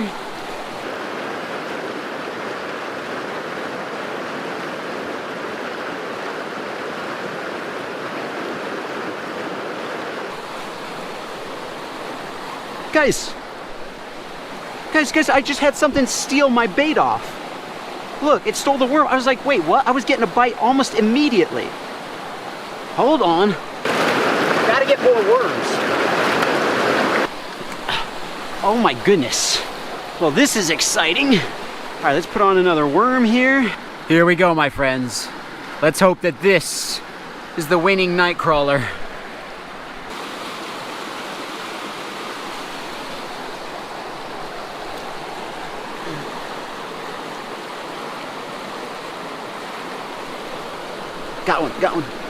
Got one, guys. I got a fish.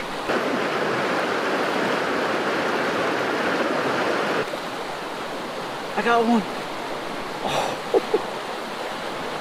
Oh my goodness. Oh my goodness, come on. Oh my goodness, look at that.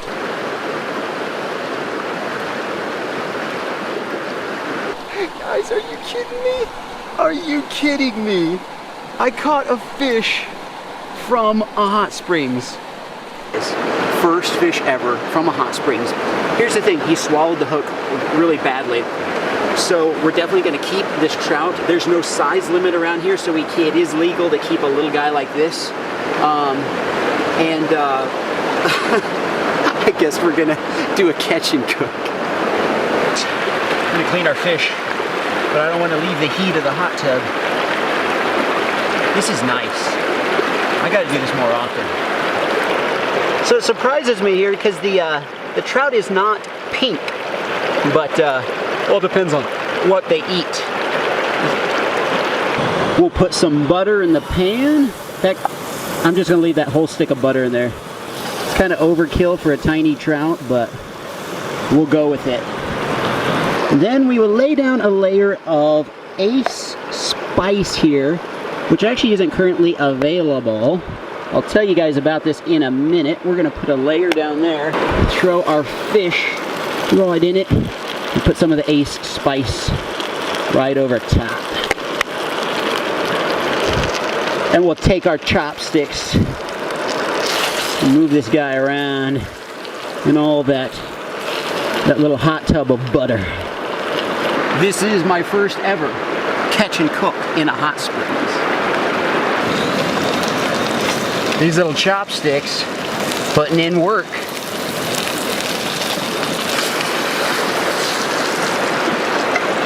I can't believe I caught a fish from a hot springs. I never left the hot springs. Once I got in, cooked breakfast, cooked lunch, cooked fish. Nobody saw that. Last piece of trout. Wild mountain trout. I think this may have been one of the funnest catch and cooks I've ever done. Got the, what are these called? Chopsticks. Chopsticks. They served me well. We're gonna throw the bones out there. Well guys, what a day. I hope you guys enjoyed. I'm gonna sit back here now, take a nap. Actually, it's probably not a good idea to take a nap in the middle of the mountains, especially since it's starting to get dark, and I just cooked fresh fish. That's like a recipe for a wild animal to come down here and check out what's going down around the hot springs. So I think I'm gonna pack everything up and head out of here. Thank you guys so much for watching. I hope you guys enjoyed today. Don't forget to keep getting out there and trying new things and leveling up in real life. I'll see you guys in the next one. Was there something up there? Yeah. Yeah, there was some disturbance. Should we try trolling through here? Sure. Heck yeah. Might as well. I mean, it's just random. We're just kind of shooting in the dark here. But yeah, there was definitely something. They hit the surface right there. What's going on, guys? Welcome to Winter Edition. My dad and I are here on the lake, and we don't know what we're doing out here because it's the winter time. We generally don't know on this particular lake what we're doing in the summer either. But good thing about the winter is a lot of times you catch bigger fish. So that's what we're out here for. We're excited for it. Look, here comes the rain. Oh my. Oh my. It's getting stormy. Stormy weather. Do you stay out here and fish? Yeah, I might need to get my rain pants on. Oh, it's getting windy too. Oh my goodness, my friends. Rain pants.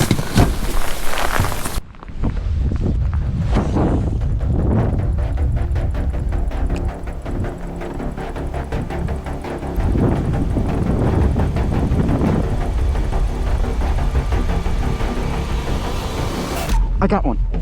I got one. Guys, I got one. Well, I'll be right up. Want me to chase him? Sure. Got my line in. Guys, I got a big one. Whoa, I got a big one. Whoa. I got beefed up hooks on this thing just for this kind of situation. Whoa, guys. This is what we were waiting for on the 1000th cast. I think you should stop now because he's swimming to this side.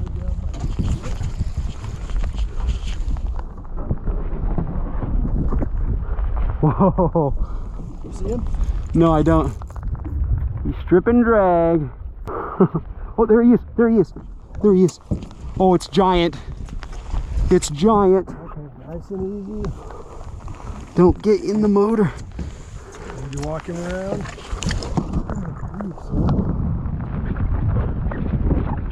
Oh. Whoa.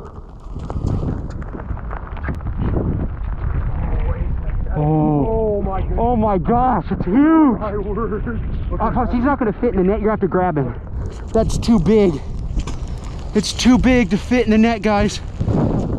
Oh my goodness. Look at this thing.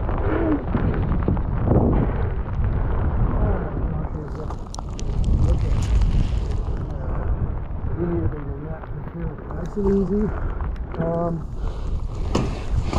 Here we go. Can you get him? Get him, Pops. Get him. Get him. Get him. Oh my gosh! Look at that! Are you kidding me? Are you kidding me? Whoa! Oh, heaven. Whoa! Nice landing job. You just scooped him up. He's too big for the net. Whoa! Oh my gosh. Whoa. Oh my goodness. He's wore out. Look at, guys, look at that jerk bait down in there. Look at it. He really swallowed it. There was no way that was coming out. Oh my goodness, that jerk bait looks small in his mouth. Oh my goodness, guys. I put beefed up hooks on this jerk bait and he still bent one of them out. Wow. Luckily there were more. Luckily he swallowed it so much. All right, I'm gonna try to weigh him real quick. All right, the length. Yep. Is it in the fork or? Yes, I think in the fork here. Oh, he's not big enough. He's 39 and then he's like 42 inches. Oh my gosh. 42 inches long. This may be one where we just don't weigh. Yeah, you just kind of estimate him. When I drop him on it, like 30, that's all I'm going to do. 32 it said. Oh my word, and that was with you supporting. That was me supporting just a little bit, so let's just say like 33 oh my word. Pounds. Yeah, see, while he's still lively. Guys, we're going to keep this fish. We're going to keep my personal best striper here today. So we're going to get him in the water again. Oh, wait, we need some pictures real quick. Yep. All right, guys, back in the water with this big dude. Oh, whoa. Oh, he's livelier than I thought. It's nice and chilly out. So. It is chilly. Oh my goodness, like a little shark. I'm gonna let him breathe for a second here. Lots of oxygen over the lungs, or the lungs, over the gills. There you go, boy. Until he kicks off, I'm just gonna sit here with him. Oh, there's life. Ow, he just bit my finger. Ouch. Ow. Okay. Are you good? Are you good, buddy? There he goes. Okay, I thought he was gonna be dead. He was acting like it. He bit my finger. My finger's bleeding. Even with bent out hooks. That's the little jerkbait that got him. Look, it has teeth marks on it. It has little scrapes. That's a brand new jerkbait. That's the first one it's ever caught. Wow. Got one. Whoa. Just smoked it. Whoa, this is another big one. Another big one, guys. Oh, okay. I've got the troll motor this time. You reel those ones in. Whoa. Oh, it feels like it's on the outside of his face the way it's fighting. Oh, he just ran toward me. Oh, it's like I can just tell, guys, when you have a big jerk bait like this, the bait a lot of times it gets on the outside of their face. Can I get rid of that? Probably. This doesn't feel as giant, but you never know. Since it's winter, guys, they're not fighting as hard, so it is kind of hard to tell. This is fighting. Oh, it's a hybrid. It's a hybrid. We've got food tonight then, don't we? Yeah. Yeah! Oh, yes! Good grief, man. All right! Look at that plump dude. Nice. Thank you, Pops, for netting him. Look at that fat little hybrid. Sweet. Woo. That's the biggest hybrid I've ever caught. I've only caught a little baby hybrid. I've caught 2 personal bests in one day. Wow. Sure enough, guys, look, the hook is right on the outside of his lip there. I thought it felt like that. This is another jerkbait, guys, where I plumped up I took the factory hooks off and put beefier ones on. Look how fat that guy is. That's a football. Whoa. I'm gonna throw it out though, right? Mm-hmm. We're doing so well this year. Show me that. Okay. Watch a little monster.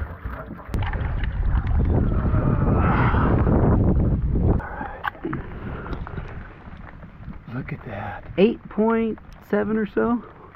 He's starting to wiggle. He's going to wiggle off. I'd say 8 3/4. Yeah, 8 3/4. Sweet.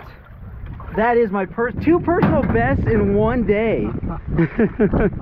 Don't be so quick to leave your lake when the cold front or the storm hits. Unless there's lightning, you know, leave if there's lightning. But if there's a storm coming, if you can weather it out for the first hour of the storm, you might have, you know, one of your best days of fishing of the whole year. So keep that in mind. You might be leaving the lake. Think of that, leaving the lake at the best time. So there's the lesson. I know I've learned that. Keep that in mind. Thank you guys so much for hanging out. We'll see you in the next one.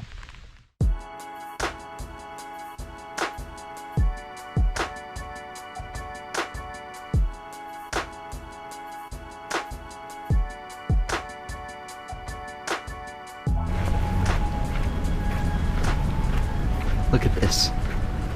Look how beautiful and clear this stream is, this creek. Look at this. Right down here I see 1, 2, 3, 4. 1, 2, 3, 4, 5, 6. Oh my gosh, there's a giant there too. 7, 8, 9, 10. There's like 10 trout just right here in this gorgeous little clear stream. And I'm just gonna put in my kayak and I'm just gonna go down and just explore all this beautiful area down here. All right, here we go. When I first got here, I thought I'm just gonna wade this thing, but it's so like boggy, so many weeds and lots of like silt that you sink down into, that it's gonna be kind of hard to walk it.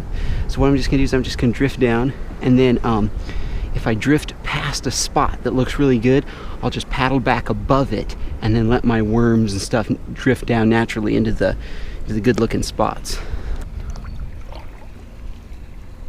There's a trout. Scared him out. Oh, there's a big one. Oh my gosh. There's a big one right there. Okay, there's several. All right, so what I'm gonna do is I'm gonna go around, go up through these weeds and go around and then throw my line down. That's one bad thing about the color of my kayak. This is bright orange. All right guys, that's all I got. Just a little piece of worm, a small bait hook, weightless. This is as simple as it gets. Anyone can do this kind of fishing. You just have to be willing to get out and try it. Oh, the wind's against me.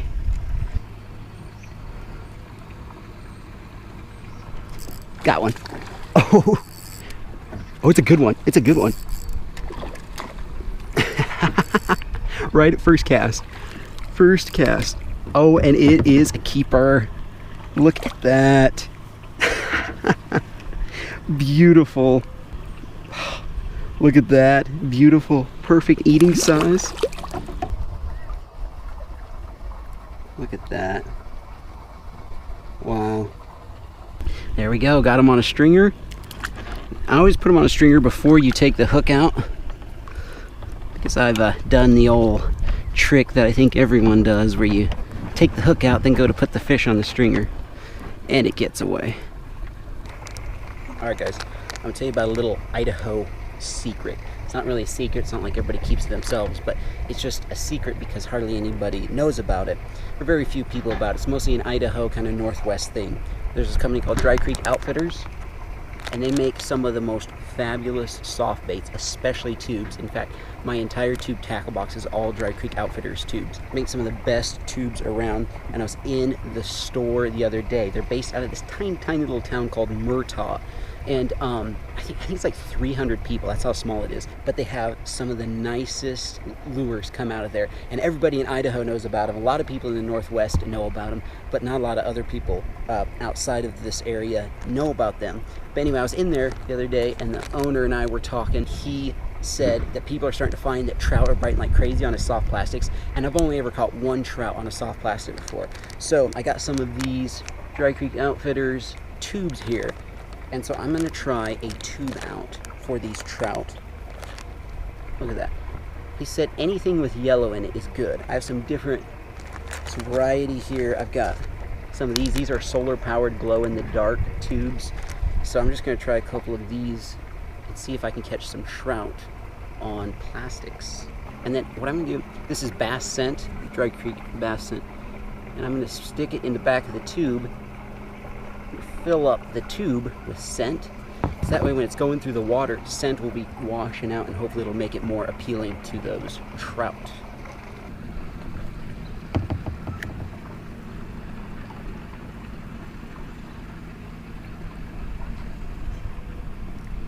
Got one. Nice. On the tube. That is excellent. Beautiful rainbow trout again. Look at that.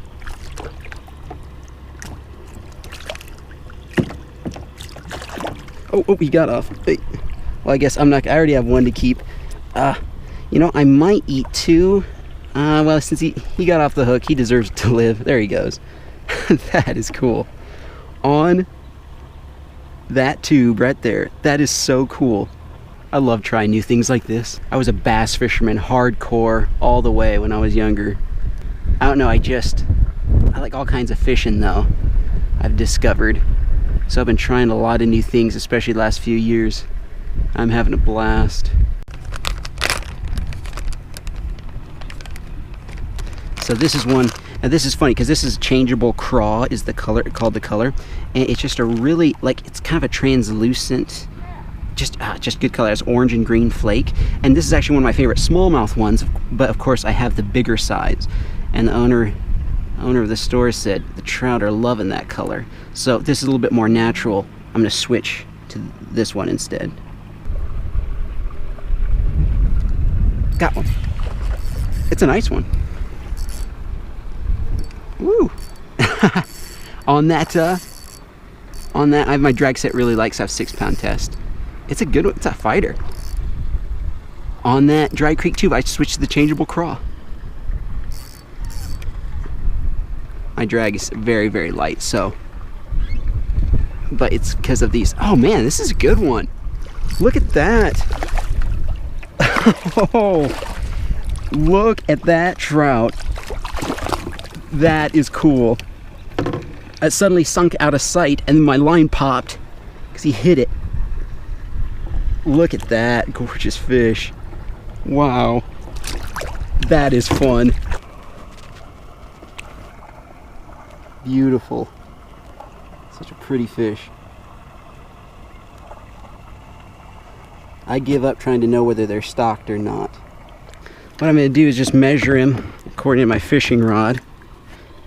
Yeah, from the tip right about to the Mojo Bass letter. So I'll measure that later. See how many inches he is.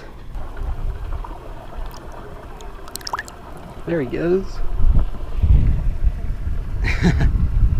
Alright guys, so I'm gonna throw my underwater GoPro down there. One thing, gosh, there's a trout, another trout just jumped right over there. One thing about GoPros is that sometimes it's hard for them to see underwater. So I'm gonna put this underwater camera down there, but I put some scent on top of it. And so hopefully that makes them not scared of the camera.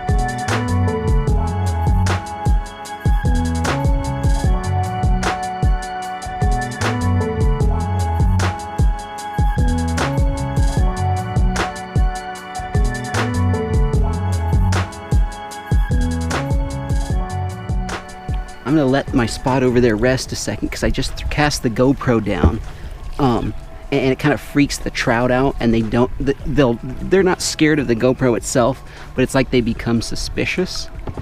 So I'm gonna let that rest, and I'm gonna clean up a little bit of this, and just let it rest for a few minutes, and then come back and see if they are willing to bite. All right, it's been several minutes. Let's see if there's fish biting.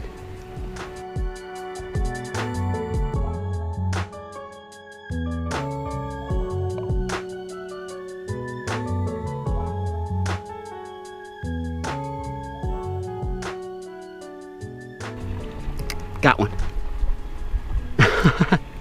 Nice.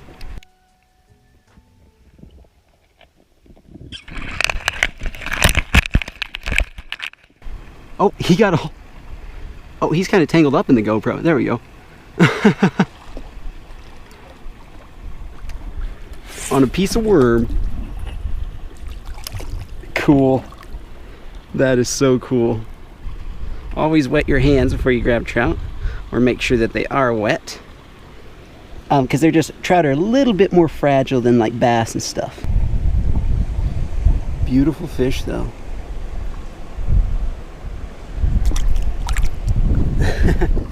Wow, there are so many trout down here. I mean, they're just rushing this way and that. This is crazy. Now, come to the end here. The problem is, if I get off on land around here, I don't know what's private land and what's not. Good grief, look at all the trout. That's just crazy.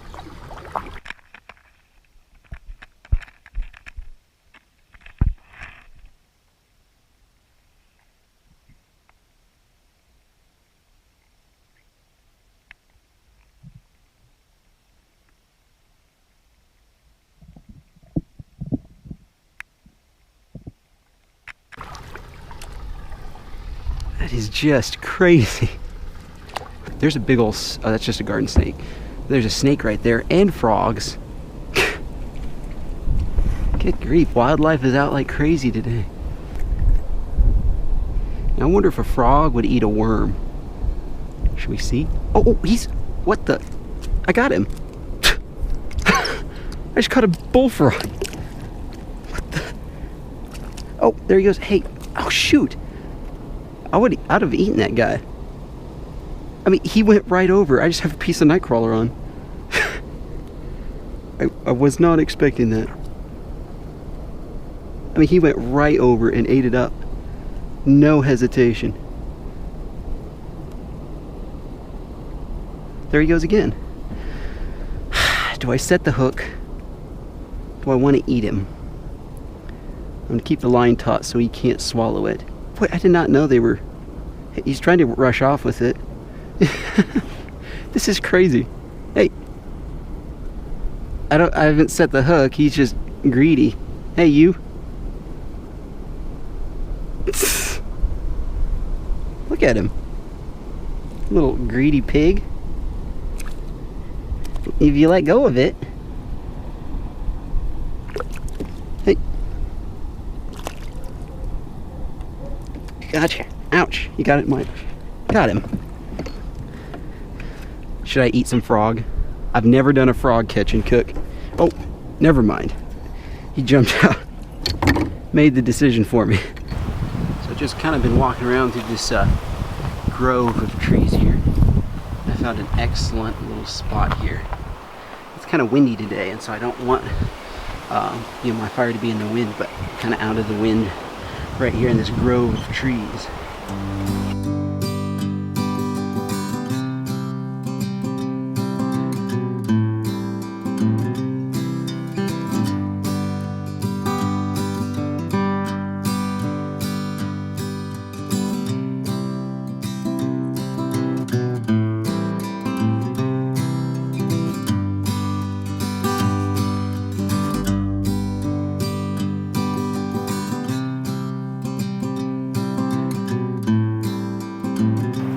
This time is I'm gonna I gotta keep the fire kind of small because I am a little bit worried about this wind.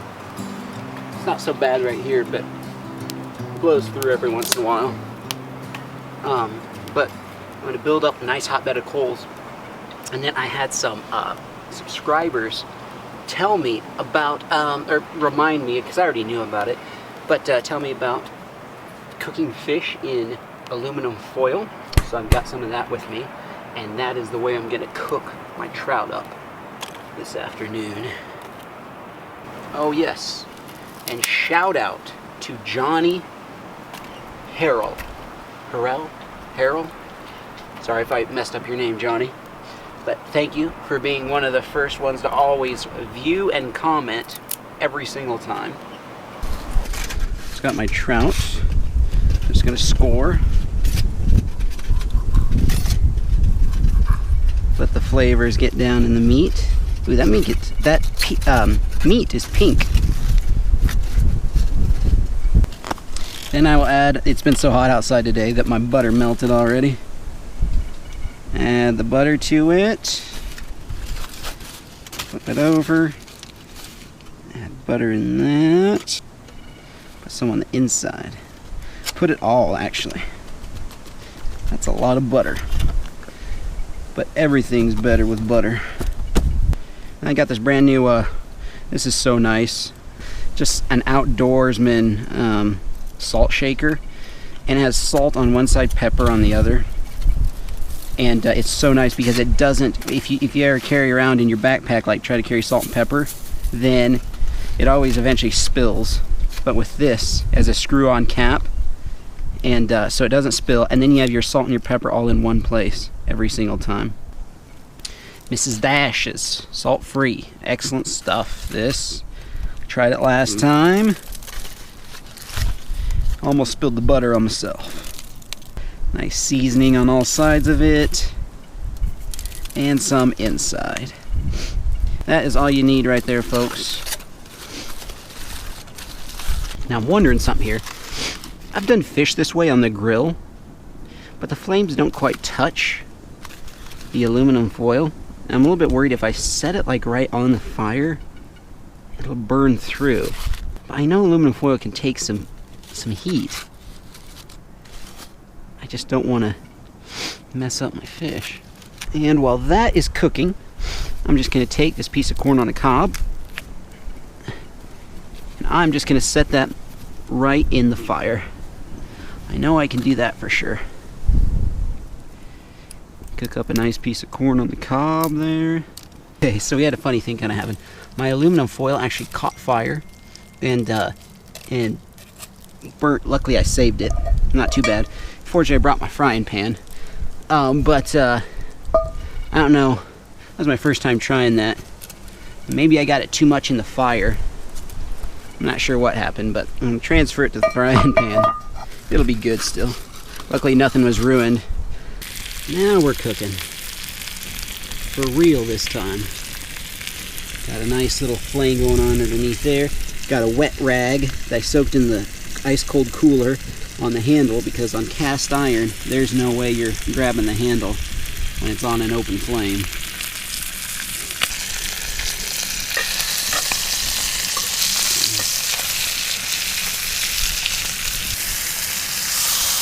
Oh yeah, look at that. Excellent. Let's see how this corn is. It's been sitting in there for probably in the fire good, because before the fire was really small. So it's been in there good for probably like 5-6 minutes. Oh man, that looks good. I'm excited for this. Alright, so the trout is ready.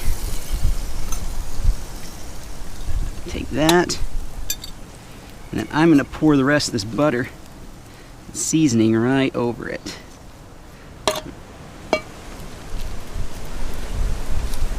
Alright, just peel that right off the husk. Set that in there.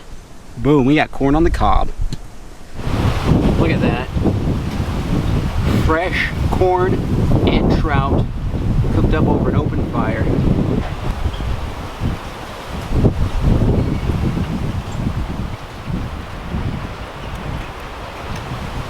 If you're watching this right now and you go, oh man, that looks good, I gotta try that. You should. I'm so hungry too. It's probably like 4 o'clock right now. I was supposed to eat lunch at like 12:30. This is so much fun.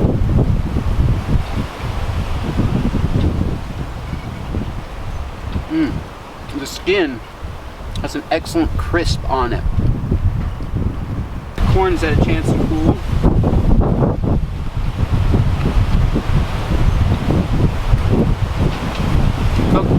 If you want to do this, I left it in there for about 7 minutes. Just drop it in the fire in the husk. It honestly, it's like cooked to perfection. So, a lot of people who don't eat a lot of fish, or they only eat fish in restaurants where it's, you know, there's no bones, they wonder how you get around the bones. Honestly, it's not that big a deal, especially with the trout. Now, for other fish, like if you're eating a flounder or something like that, I know they have a lot of little bones in them. But for trout, they, if you cook them, then the meat separates from the bones super easily. Like you see right there, there's some rib bones there. Here's the spine. All you have to do is take your fork, and it just separates. And you see there's a ridge of bones right there. And then this just comes away, and the whole, I mean, most of the bones, there might be a few hiding in there from the fins or whatever, but it just comes out just like that. There's almost all the bones just right there. And then as far as the fins go, you just grab the fin and it comes right out. Now there's some little bits of meat there, but even that right there, look at that row of bones that those come from the fins, and you can just pick each one of those out. There might be a few scattered around in here, but overall I pretty much got rid of all the bones. Well guys, thank you so much for watching. I hope you enjoyed today's video. Please smash that subscribe button if you're new. If you are not new, please consider sharing this video with your friends. Hope you enjoyed. See you guys in the next one. What is going on, my friends? Welcome to springtime in the south. Out here today fishing with me Ancient. Check out his channel, linked down in the description. It is a stunning spring day out here, folks. Like 68 degrees right now. It's supposed to be a high of like 75. Dogwoods are blooming here in the south, and the red buds. And we are on a lake. This is only the second time we've been here, and we're hoping that you can see this first spot we stopped here. We're hoping that the fish are going to be shallow in all these laydowns and stuff, and should be some hot springtime fishing. But I'm just going to explore a new lake and see what happens. Let's see here. I think I am going to start off with a little crappie jig. Here, check out the chartreuse with a little like orange head on it. It has an internally weighted jig head, and I'm just going to start off small just to try to catch a variety. In fact, that's going to be the theme today for me. I would not mind at all catching some springtime crappie, but at the same time, I'm using a little bit bigger crappie jig here, which you can catch a variety of things on. Bass will not ignore this, and neither will walleye or bluegill or catfish or drum. I kind of like using a crappie jig because you never know what you're going to catch. That right there looks like an arrow in the water. An arrow, yeah. Check this guy out, guys. You know, I've been thinking about getting into bow fishing. Maybe this is a sign. Oh yeah, they got one of those like nasty points on it. Look at that. It's a quadruple something. Pro Elite. Oh, this is a crossbow one. Yeah, that makes sense. It's so short. Well, I haven't been thinking about getting into crossbowing, but that's an idea though.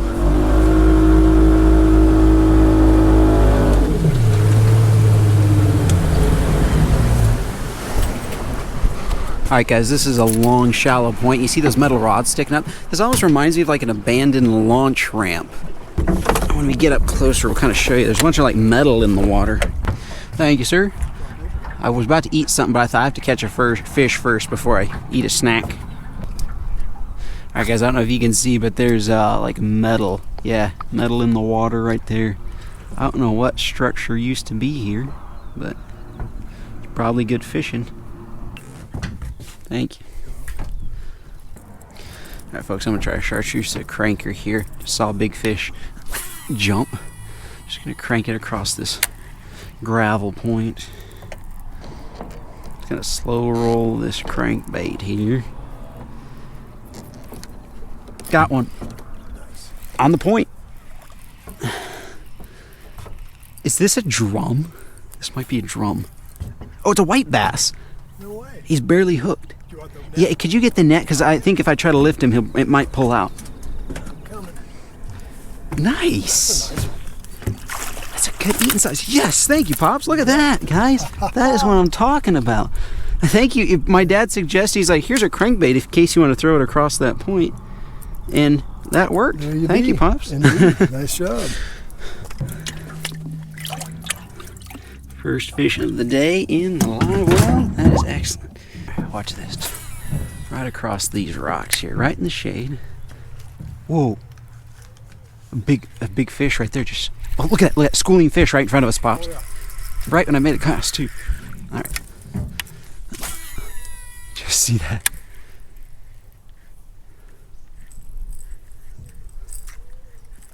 Look at him right there. Oh, I'm right in the strike zone. Look, oh guys, they're schooling under the bridge. There we go. Got him? Yep. Nice, what'd you throw? That diving crankbait. What is it? It was a bass. Oh, it looked like a largemouth to me. Largemouth, yeah. Oh shoot. Not oh shoot that is a largemouth. Oh shoot that got off. Oh, look at that, guys. You see that minnow? Oh, look at that. Did you see? That was the coolest thing. The minnow was waking the surface, and the bass came up and smoked him. That was cool. I hope I got that on camera real well. Yeah, there's fish streaking right below the boat and everything. I'm hungry, though, like you, Pops. I'm going to eat something. It's like, you know what? I'm just going to stop. Yeah, we'll wait for the school, hopefully, to appear.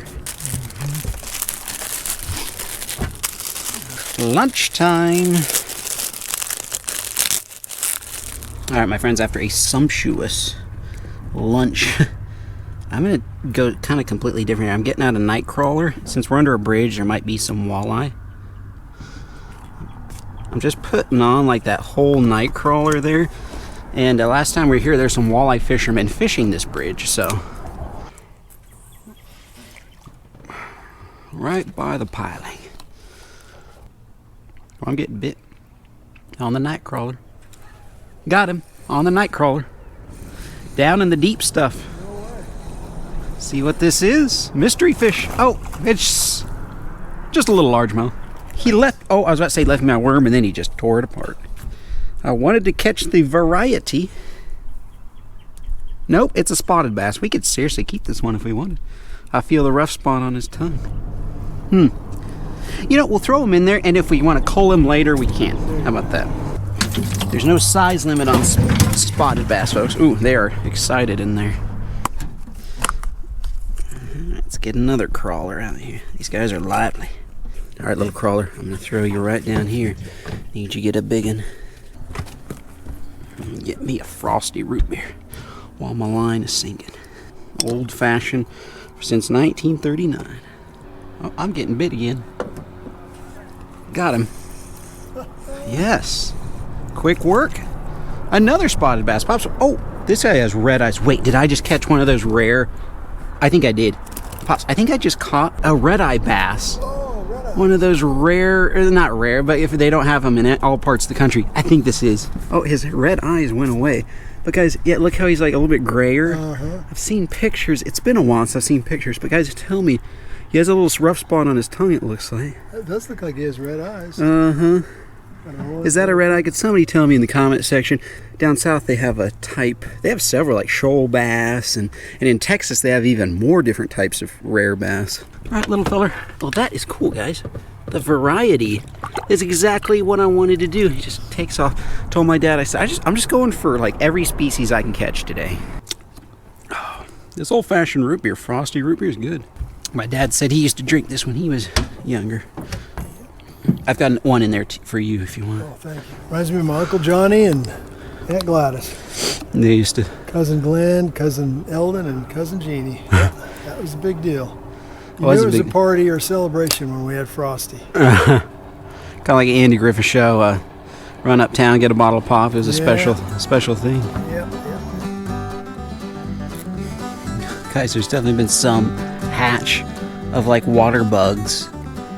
Look at all of them on the surface. Thousands of them. Huh. I don't know that I've ever seen that before.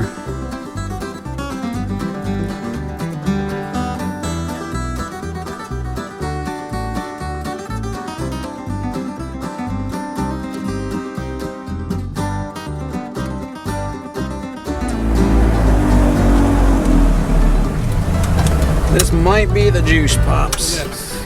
Oh, guys, we're gonna fast forward again, but we did just find something unusual. A bouldery flat. Oh, I even see all the brush over there? Yep. Yeah, this looks really good back here. We're throwing everything but the kitchen sink at them, folks. I think, though, a little fluke back here might be just the thing. I'm thinking for this dirty water, I'm gonna have something with a little bit of flake. I was about to just do regular watermelon, but a little bit of flake in there.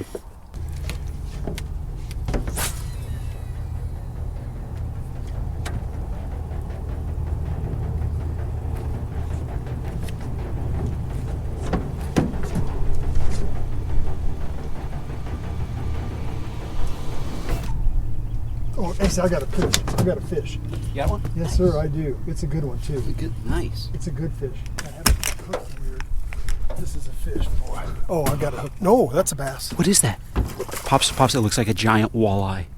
No way. It looks like it. It's a huge walleye. Oh, no. Oh, my goodness. Look at that walleye. They have to be 15 inches to keep. Oh, Pops, that's 15 inches, baby. I'll tell you that right now. Oh, look, that's over 20. That's the biggest walleye we've ever caught. For a family record right there. Oh, my gosh. Oh, my Look goodness. at the teeth on that bad boy. Oh. Check that out. Whoa. Oh, we got to get a picture. Show that to the family. Oh, that is my definitely. gosh. You've caught 2 in 1 month, 2 family records. Oh, my goodness. The largemouth and now the walleye. That is so cool. All right. Those teeth, like that's like straight up pike vicious teeth. Yes. That is. Here's the pliers. Oh, yeah, I better have that. All right, hold them out there, Pops. We'll, hold them way out. Oh my heavens. Oh, you know, let me get the Willie Go board out and we'll measure them. Yeah. Then we'll go, because I mean, if they're spawning, look at that. Over 23 inches. He's 24 inches. Or 23, yeah, a little over 23. Basically 23-inch walleye. And you got a picture? Yes, sir. Thank you so much. Oh, wow! We're gonna eat good. We are good. We are. Woo! Nice. All right, my friends. So my dad is going to keep fishing, and I am going to cook. Check this out. Oh, I grabbed a fish by the tail. Voila! Biggest catch of the day right there. This is actually a platter. I'm gonna make a big dinner for us, Pops, with all these fish we got. That platter hopefully will fill up a Chick-fil-A themed cookout here. This is the cutting board, though. If you guys haven't seen this before, if you're new to my channel, we keep this on the boat at all times for the cooking part. Yes, what a beast, Pops. What a beast. I mean, for us, for people who haven't walleye fished before. Yeah, that's the second walleye I've caught in my life. Second walleye you've caught in your life, wow. First one was when I was like 19. Oh, really? Interested to see what's in the guts of this thing, too. It's been eating like bluegill back here, or what?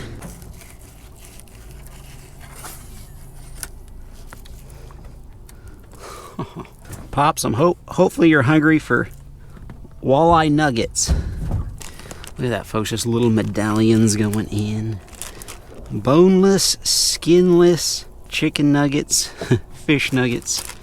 You know, Pops, I took a little extra time on this fillet job here. And look, I got all of it because I just wanted to get all the meat. Guys, let's check what's in the guts. Pops, I don't see anything in the guts. Really?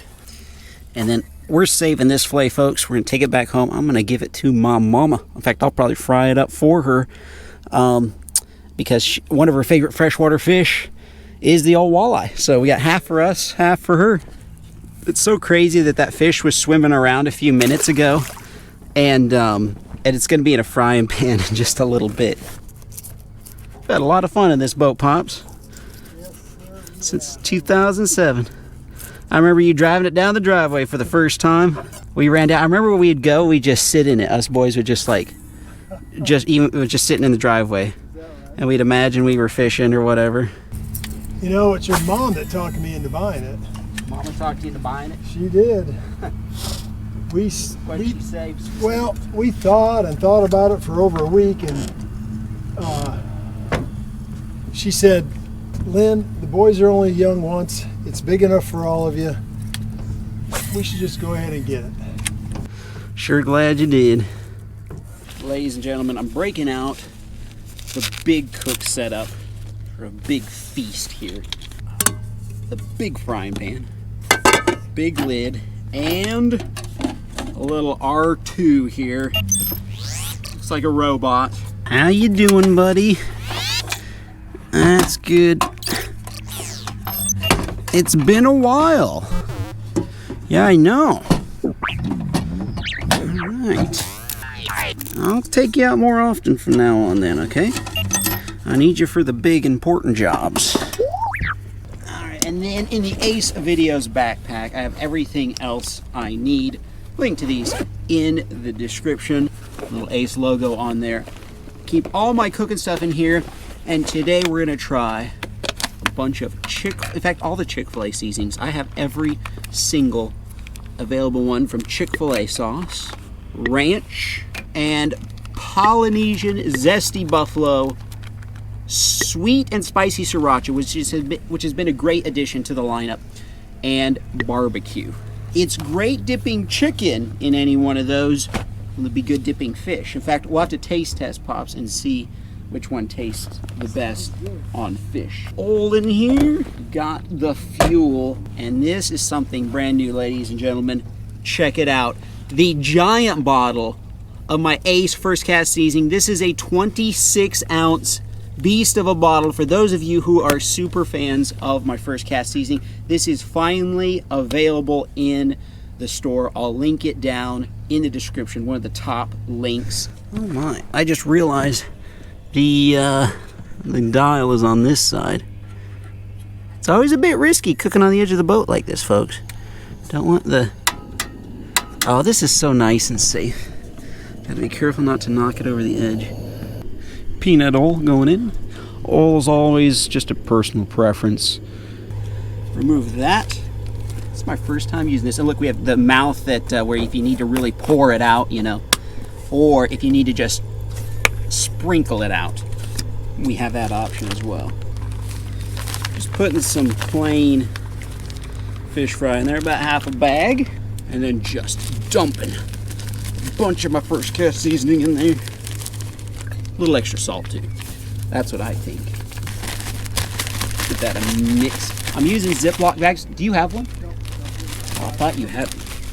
On a boat, sometimes you need little shortcuts, and Ziploc bags are a perfect shortcut. Walleye nuggets going in.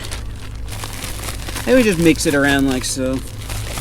Now that is the main dish. For the sides. Ooh, we have sides? 2 sides.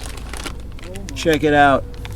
Idaho waffle potato fries from, it says grown in Idaho. 100% Idaho potatoes right on there. So you know they're going to be amazing. And they look like the Chick-fil-A waffle fries. So we're going to fry up some of those as well. And then Chick-fil-A has their mac and cheese. So I thought I'd get just some already made mac and cheese. All I have to do is heat it up in a pan. So we'll kind of have this like chicken in 2 sides, kind of this Chick-fil-A feel with all the Chick-fil-A sauces. Regular old macaroni and cheese. You know, I better read the instructions. Yeah, heat in a saucepan basically. Yeah, don't expect to come out on a boat and like make your like homemade mac and cheese or anything like that, but get some already made stuff and you get some nice sides rolling with your fish. All right, time to add wonderful Idaho potatoes. And we're cooking. And you gotta stir them so they don't stick together. Keep our mac and cheese stirred. All right, for this fish platter, get it. I gotta take a couple of paper towels to absorb all the fried stuff. And then I had this Chick-fil-A sandwich that I was eating yesterday, but I decided just to eat the chicken out of it, and we're gonna kind of make a fish sandwich as well. In fact, they're very nice at Chick-fil-A. They gave me an extra sandwich. It was like in my bag, and I was like, hey, I only ordered 3, and gave me 4, and they're like, just keep it. That is Chick-fil-A for you. Got the ranch, garden herb, zesty buffalo, Polynesian. What are you guys' favorites, you know? I'm personally a big fan of this sweet and spicy sriracha and the ranch together combo. I guess we have the ketchup as well. You know what? I wasn't going to do this, But my mom suggested, she said, you should try Arby's Bronco sauce. Like, we have this collection of sauces at home. She's like, you should bring one of those too. Anyway, there's our platter is all ready to go.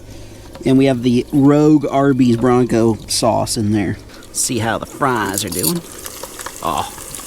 Oh yeah.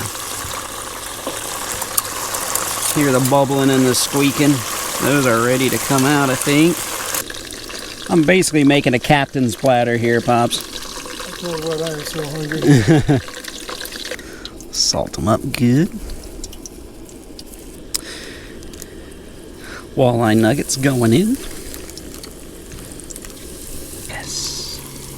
Everything is turning out great. We're going to have a little sunset dinner out here.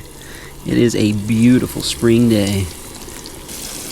Last piece going in. Excellent. Now, I have this leftover bread here from my previous excursion to Chick-fil-A. Sometimes, you know, you just got to eat the chicken straight out of the bun because the chicken is so delicious. I need to find, where is the piece? I think there it is. White bass. That should go well on the sandwich. And I'm also going to take this long strip. This is the spotted bass. So we can also do like a little taste test kind of a thing. This is turning out so well. Exactly as I had hoped. Grab some warm macaroni and cheese. My little outdoor spatula can't grab very much. I'm a little limited in my utensils, but hey, we got mac and cheese outdoors. That's pretty darn cool. Gotta lick that. Yeah, can't let any of that go to waste. That is a strip of spotted bass. Pops, I cut it where the spotted bass would be in strips, the walleye's in nuggets, and the white bass is in a big fillet. I'm going to put just a little bit of Chick-fil-A sauce right in the middle. I actually have an extra one of these packets with me. Cooked golden brown. Golden brown. Let's see, just like, oh. Look, I made a Chick-fil-A fish sandwich, the waffle fries, the nuggets, the chicken strips. I just thought these could be kind of counted as like the chicken strips. The mac and cheese, and all. It's time to eat. I feel very proud right now. I feel very proud of this fish platter. I feel like I need to take a picture of this. Just, lost mac and cheese. 5 second rule. We're gonna need some napkins for this. Our own sunset, right as the sun is setting. Sunset dinner. What a successful day. Blessed day. Yeah. Blessed, yes, a very blessed day. Amazing. Would you pray for us, speaking of blessed? Father in heaven, thank you so much for a good day with Asa and the fish we caught and the delightful time we had. I just ask you to bless this food to our bodies. Thank you for Ace's hands that prepared it for us. In Christ's name, amen. Amen. So we got the whole lineup, and then we got the Rogue Bronco sauce in there. I'm going to try You're going to try the sandwich? Fish sandwich first. Let's see. Got it all ready. Tell me what you think. You know, I'm going to try the Bronco sauce first, since I've never tried it with fries. Okay, what do you think of the sandwich?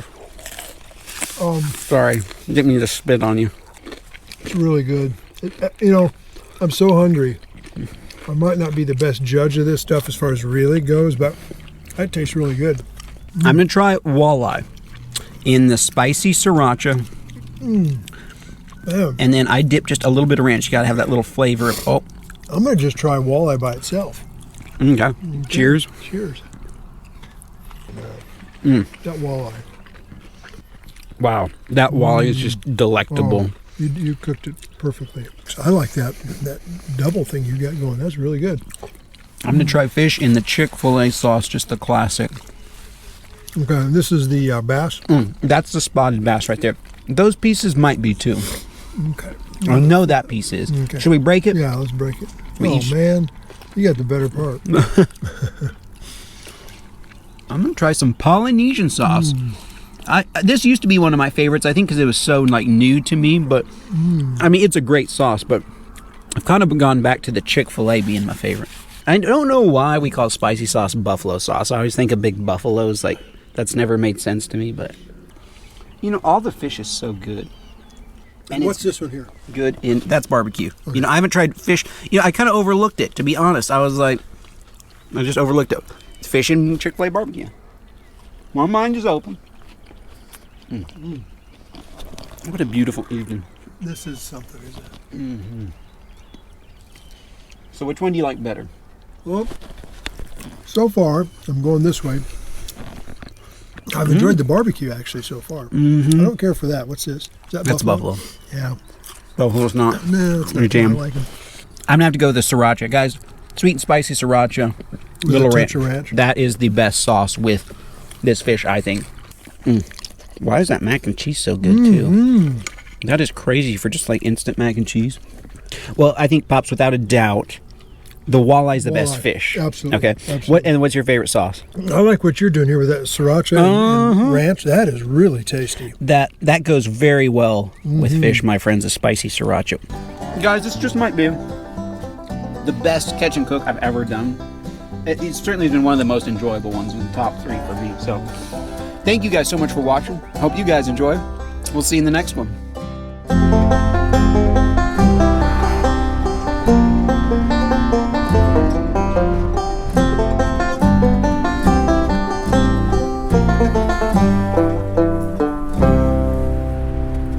What is going on, my friends? Welcome back to the Southern Series. I've been driving around the Appalachian Mountains, and the other day I discovered a brand new fishing spot. This little creek up here. This is why you just drive around and you just keep your eyes open and you look, because every once in a while you'll discover a spot like this. A beautiful little creek going through the forest, and this is public land. This is actually a, I don't know if it's a state or a national forest. It's some sort of public forest. And I was just driving along the road the other day and I was like, you know what? I need to fish this creek. It looks like a perfect spot for some trout and crawfish. Yeah. Oh yeah, this looks nice. Look, it's springtime, folks. Stuff is getting green out here. What is that, speaking of which? Almost looks like some sort of herb. Anyway, it's getting green. It is early springtime. And I'm just gonna go and explore this gorgeous creek here. This is something that anybody can do, folks. I mean, this creek goes back and forth under the road, and anybody can just stop and you can try out some fishing before or after work.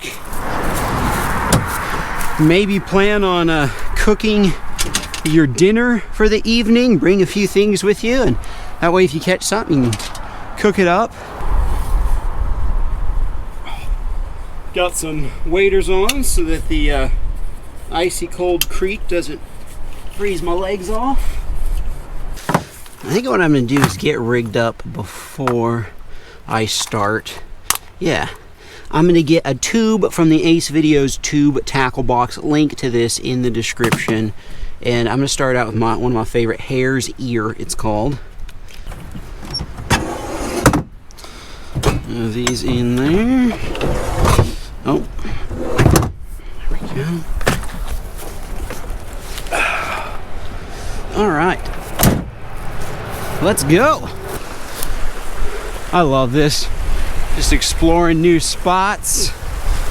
I'm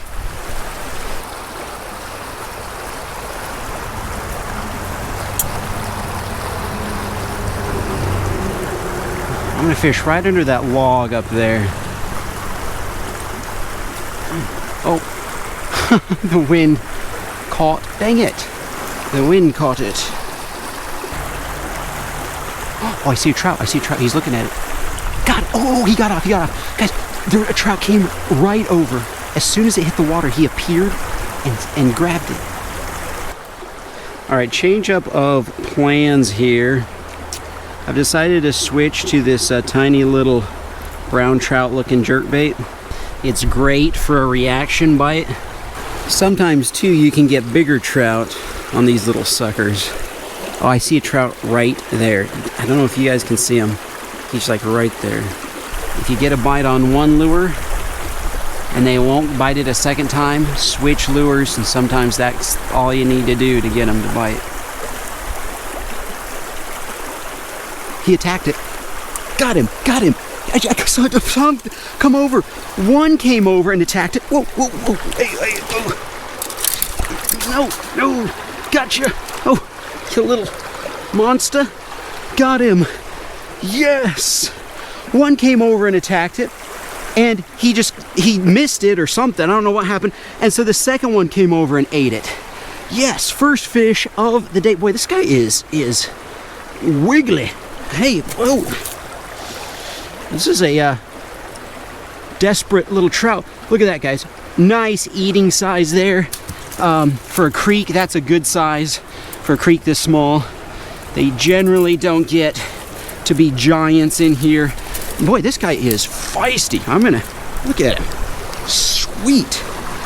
All right, couldn't get any more down there, so I'm gonna come up here, fish this pool up here, just zigzagging back and forth across the stream.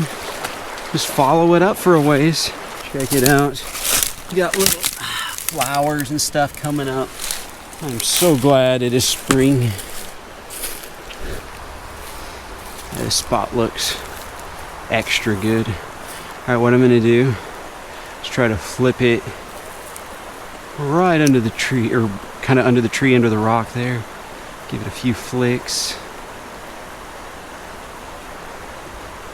Oh, there's a big one down there. Oh, there's a couple of them. Couple of nice ones.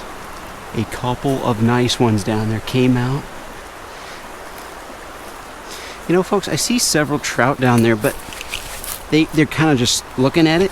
So I'm going to switch back to the tube. That's the cool thing about sight fishing. You can see how they're reacting and switch up based on the fish, specific fish. Let's see if they'll take a tube. Make it look like something that fell off a tree or something like that. Got him. On the tube. Oh, it's a good one too. It's another solid one. Like a 12-incher. Great for a creek. Oh, guys, check it out. We got some green onion right here too. Look at that. Oh, excellent trout and food in the wild. This, folks, doesn't get any better than this. Ate that little tube there on a jig head. And I've got some little like green onions. People who live in the Appalachian Mountains call these something. I can't remember, but there you go. Great eating trout right there. All right, about this green onion here. You know, I'm not going to pick it just yet, so it's fresh. I'm going to keep fishing, but I'll definitely get some of that to eat with a meal. Oh, this is fun. This is a good time right here. Try to throw it basically at the rock, make it look like something fell off the rock into the water, a little bug or something. You know what I'm going to do? I'm going to switch colors from my tube tackle box. By the way, guys, if you want to support my channel, and you will have a tackle box that you can use all year to catch tons of trout, check out the Ace Videos tube tackle box. 5 of my favorite colors, comes with a bunch of jig heads, and yeah, that's just amazing. And we made it, look how they're kind of packed in there. We made it that way on purpose so that you can close the lid, and I don't have pockets except on my waders. In this case, I can just stick it in the side of my waders right there. I've got just a nice little convenient package. We talked a lot about what kind of box we were going to put it in, and most boxes, when you go to the store and you buy like variety packs, notice that like half or more is just empty space. You're paying for that plastic tackle box, and they fill it up halfway, maybe. This is packed all the way, and it's smaller, so it may not look like much, but this packs a punch. All right, time to move on. I'll come back for the green onion. Like I said, there's a nickname that people around here have for it. Can't remember what it is at the moment. Look at all this dead wood here. Wow, it must have been some major flooding. Look at it. Snake City. Glad I have my thick waders on.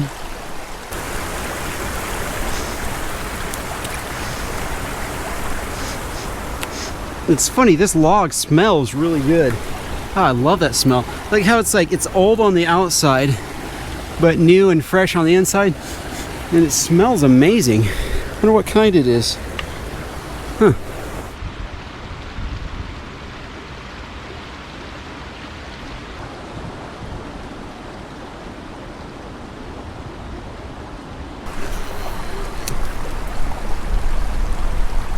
Look, there's a trout. He came out of nowhere. Got him, right there. Oh, shoot. There he goes. Oh, there's two of them. There are two of them.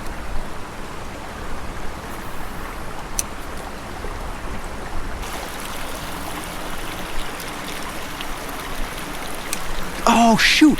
He bit it again. He just attacked it, but did not hook up.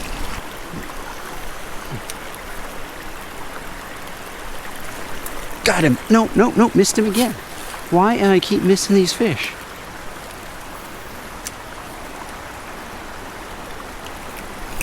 Oh. You know, one of my problems is this rod is like too light for this jerk bait as far as like getting a good hook set. Of course, I can hook it good into the wood. Let me get down here. I'm gonna have to crawl forward so I don't spook the trout and get it out. I can absolutely sink it into a piece of wood, but I'm having a hard time sinking it into a trout. I do need a little bit like stiffer rod for this type of fishing. Got him. There we go. Got it. Oh yes. Oh yes. Yes! Boom! Another excellent trout. There we go. You know, all three of them have been solid creek trout too. I mean, normally when you come to these creeks, you catch a lot of like 4 and 6 and 8 inchers, but the three I've caught have been really good. I wonder if they've had a chance to fatten up over the winter and get bigger. Maybe fewer people have been fishing for them since it's been winter, and so they've had a chance to get bigger. I don't know. I find it interesting how they're not hanging out in the deep pools like this, but in the shallow spots. I don't know, maybe, is it spawning? I thought trout spawned in the fall, but since I'm in Appalachia now, maybe it's different. I don't know. Shh. Be very quiet. I'm hunting rabbits. So I feel like hunting trout. Hunting rabid trout. Uh-oh. Snagged in the tree. You know, maybe I better be done. Cut my losses here. Uh-oh. In the tree on the other side. Come on.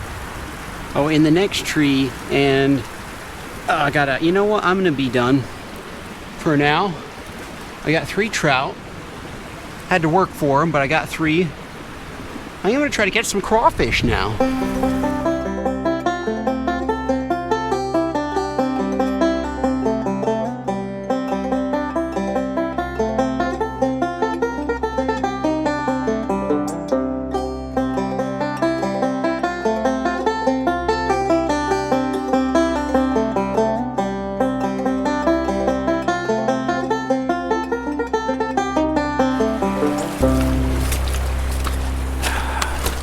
I wanted to come back downstream here because around this deep pool looked like the best crawfishing spot to me.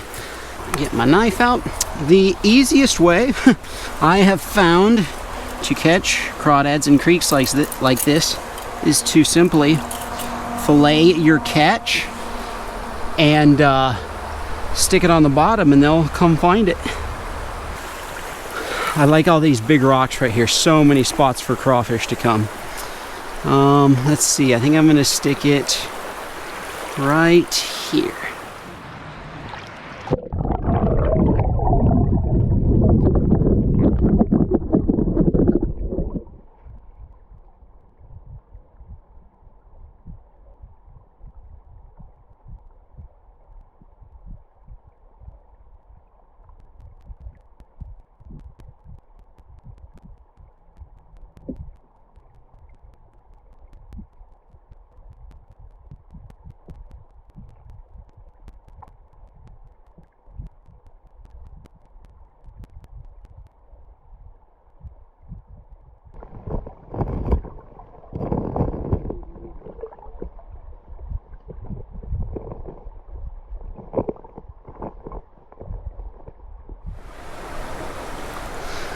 Well, there's one for the books.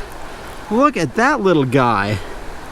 That is one of the smallest crawfish I've ever caught, and he's red too.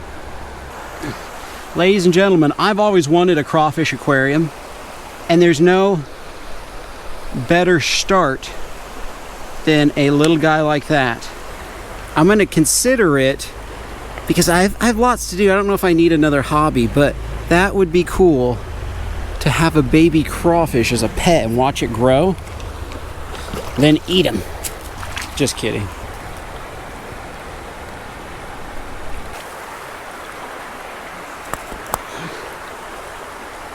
Well, my friends, besides that little tiny crawfish, I have not seen any more. I wonder if in this creek it's like too early in the season or something for them. You know, we did just get done having a string of like 50-degree days, so, and today it's warmer, but it's been cold, so maybe they're burrowed down in the sand and mud still. I don't know.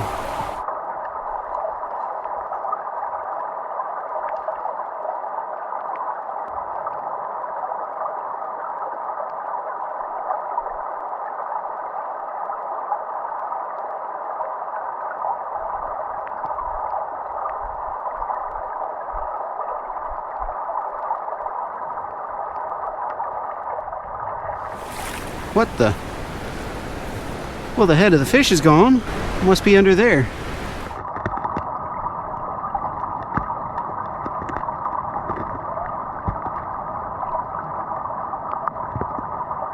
Oh, that's a big crawfish.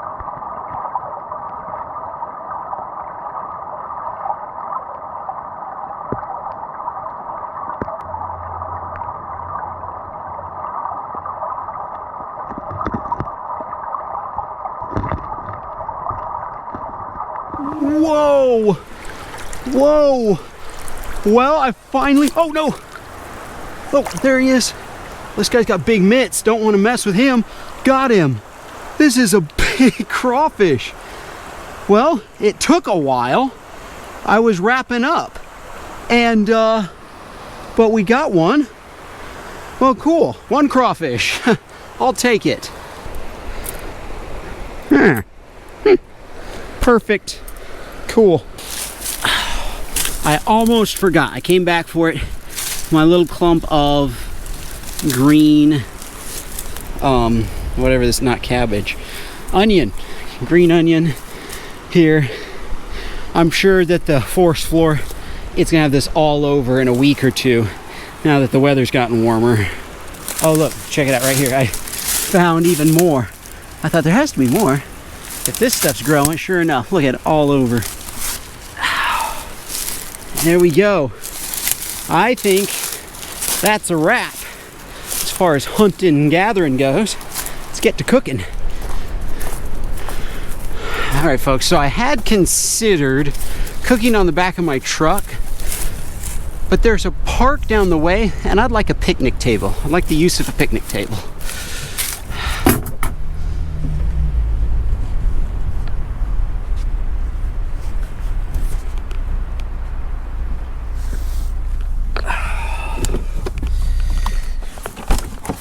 Ooh. Check out this spot. This is nice. Nice little park here. A solid stone and concrete picnic table. Just what I need for my slightly elaborate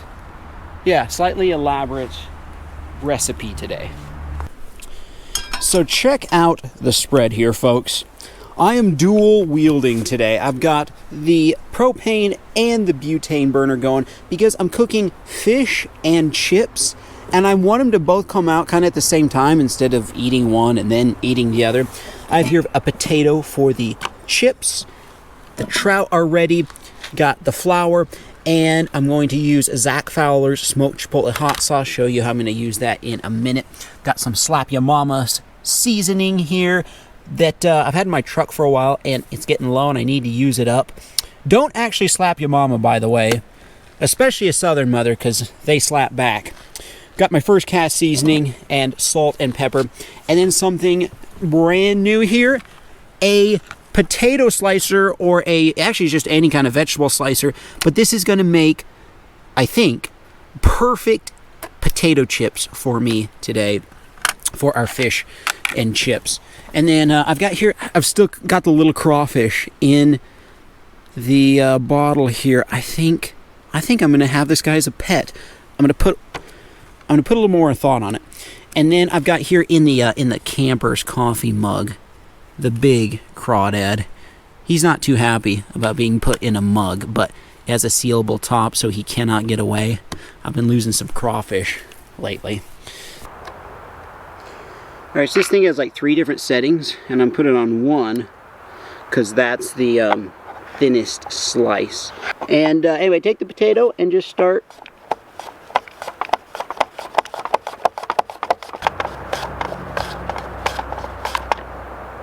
oh wow. So they give you this device that grabs onto it, and you guys can kind of see there, like, let's see here.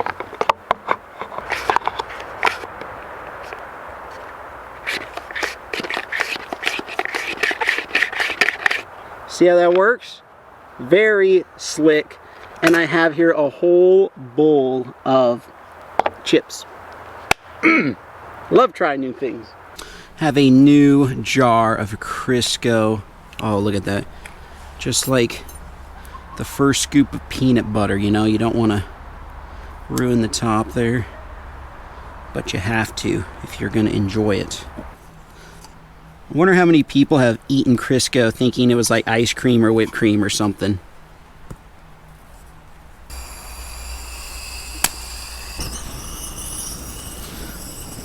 This is really cool. It's the first time I've ever done 2 burners at once, I think. I think it is.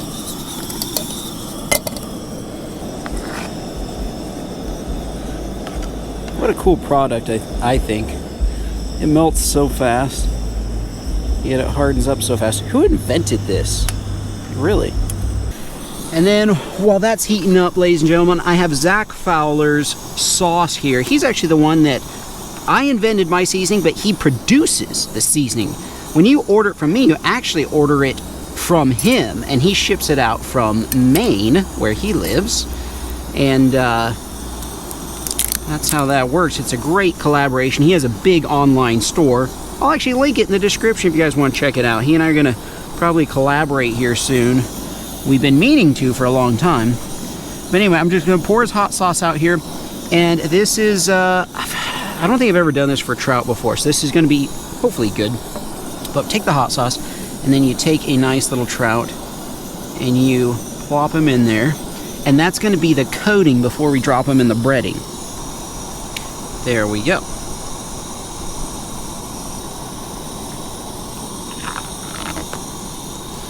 Stick that on like this. Give it a little shake. And the trout is done. Voila. How's the shortening doing? Look, it's almost all melted down there. Oops. Well, this is real, folks. I actually forgot to add seasonings to the flour, which isn't too big of a deal because we did just put hot sauce on it, but I at least want to put a little slap ya mama and salt in there. There we go. There. Now let's give that another mix. We'll do better on the next trout. All right, the oil is definitely looking like it's probably hot enough here, and it starts to smoke. Just gonna give the trout a little shake, and oh yeah, in fact, I'm gonna turn that down a smidge. There we go. Probably should have cut the tail off of him. That is one error there. They shrink a little bit though, but I should have cut his tail off. I think this is just about done. Bam. Sweet. First trout. You know, this isn't quite working out how I thought, because I thought that this oil would heat up fast, but it refuses to heat up, so. Oh wait, you know what I need? You'd think I hadn't done this before. I do need to turn this upside down. That does make it more efficient. I guess that guy's bubbling a little bit. Well, we got one trout done. Let's get the other one here. I think we might be finally done here. Yeah. Good. Good. I have this turned up to the highest heat setting. Now we're cooking. Now we're cooking. Excellent. Chips and fish. Fish and chips. Fish and crisps. Whatever you call them.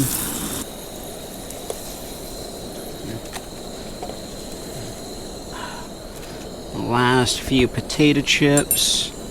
Cooking.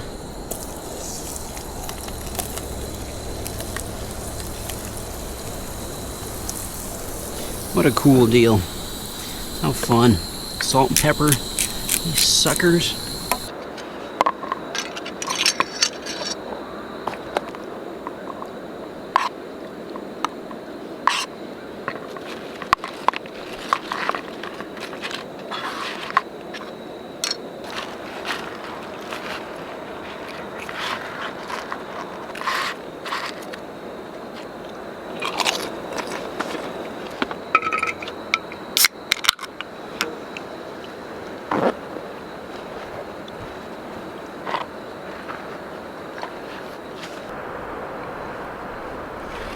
Oh boy.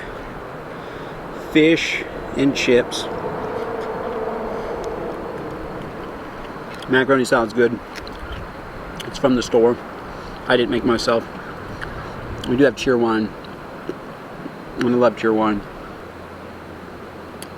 Definitely a southern thing. All right.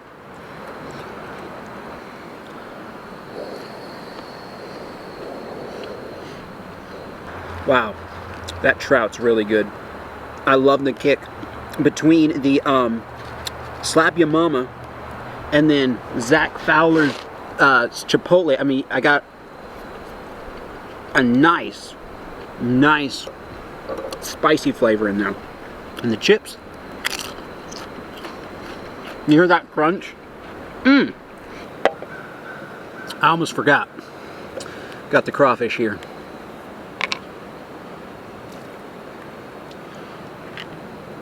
A big one. But I just have one. To be honest, I kind of forgot about him because I was real focused on cooking the trout and the fish and chips. And I think I'm going to let him go. I think I'm going to keep the little one. Look at the size. Hey, no you don't. Look at the size difference there. Hey, they both want to run off the table. They're both trying. I don't want that big one to pinch that little one. But that is cool. I think I'm going to let this guy go, and I'm going to keep this one, folks. I'm happy with the trout and the chips that I have. All right, you get a bigger container. You go in the coffee mug, and you're going to go out to the river. All right, my friend. Here you go.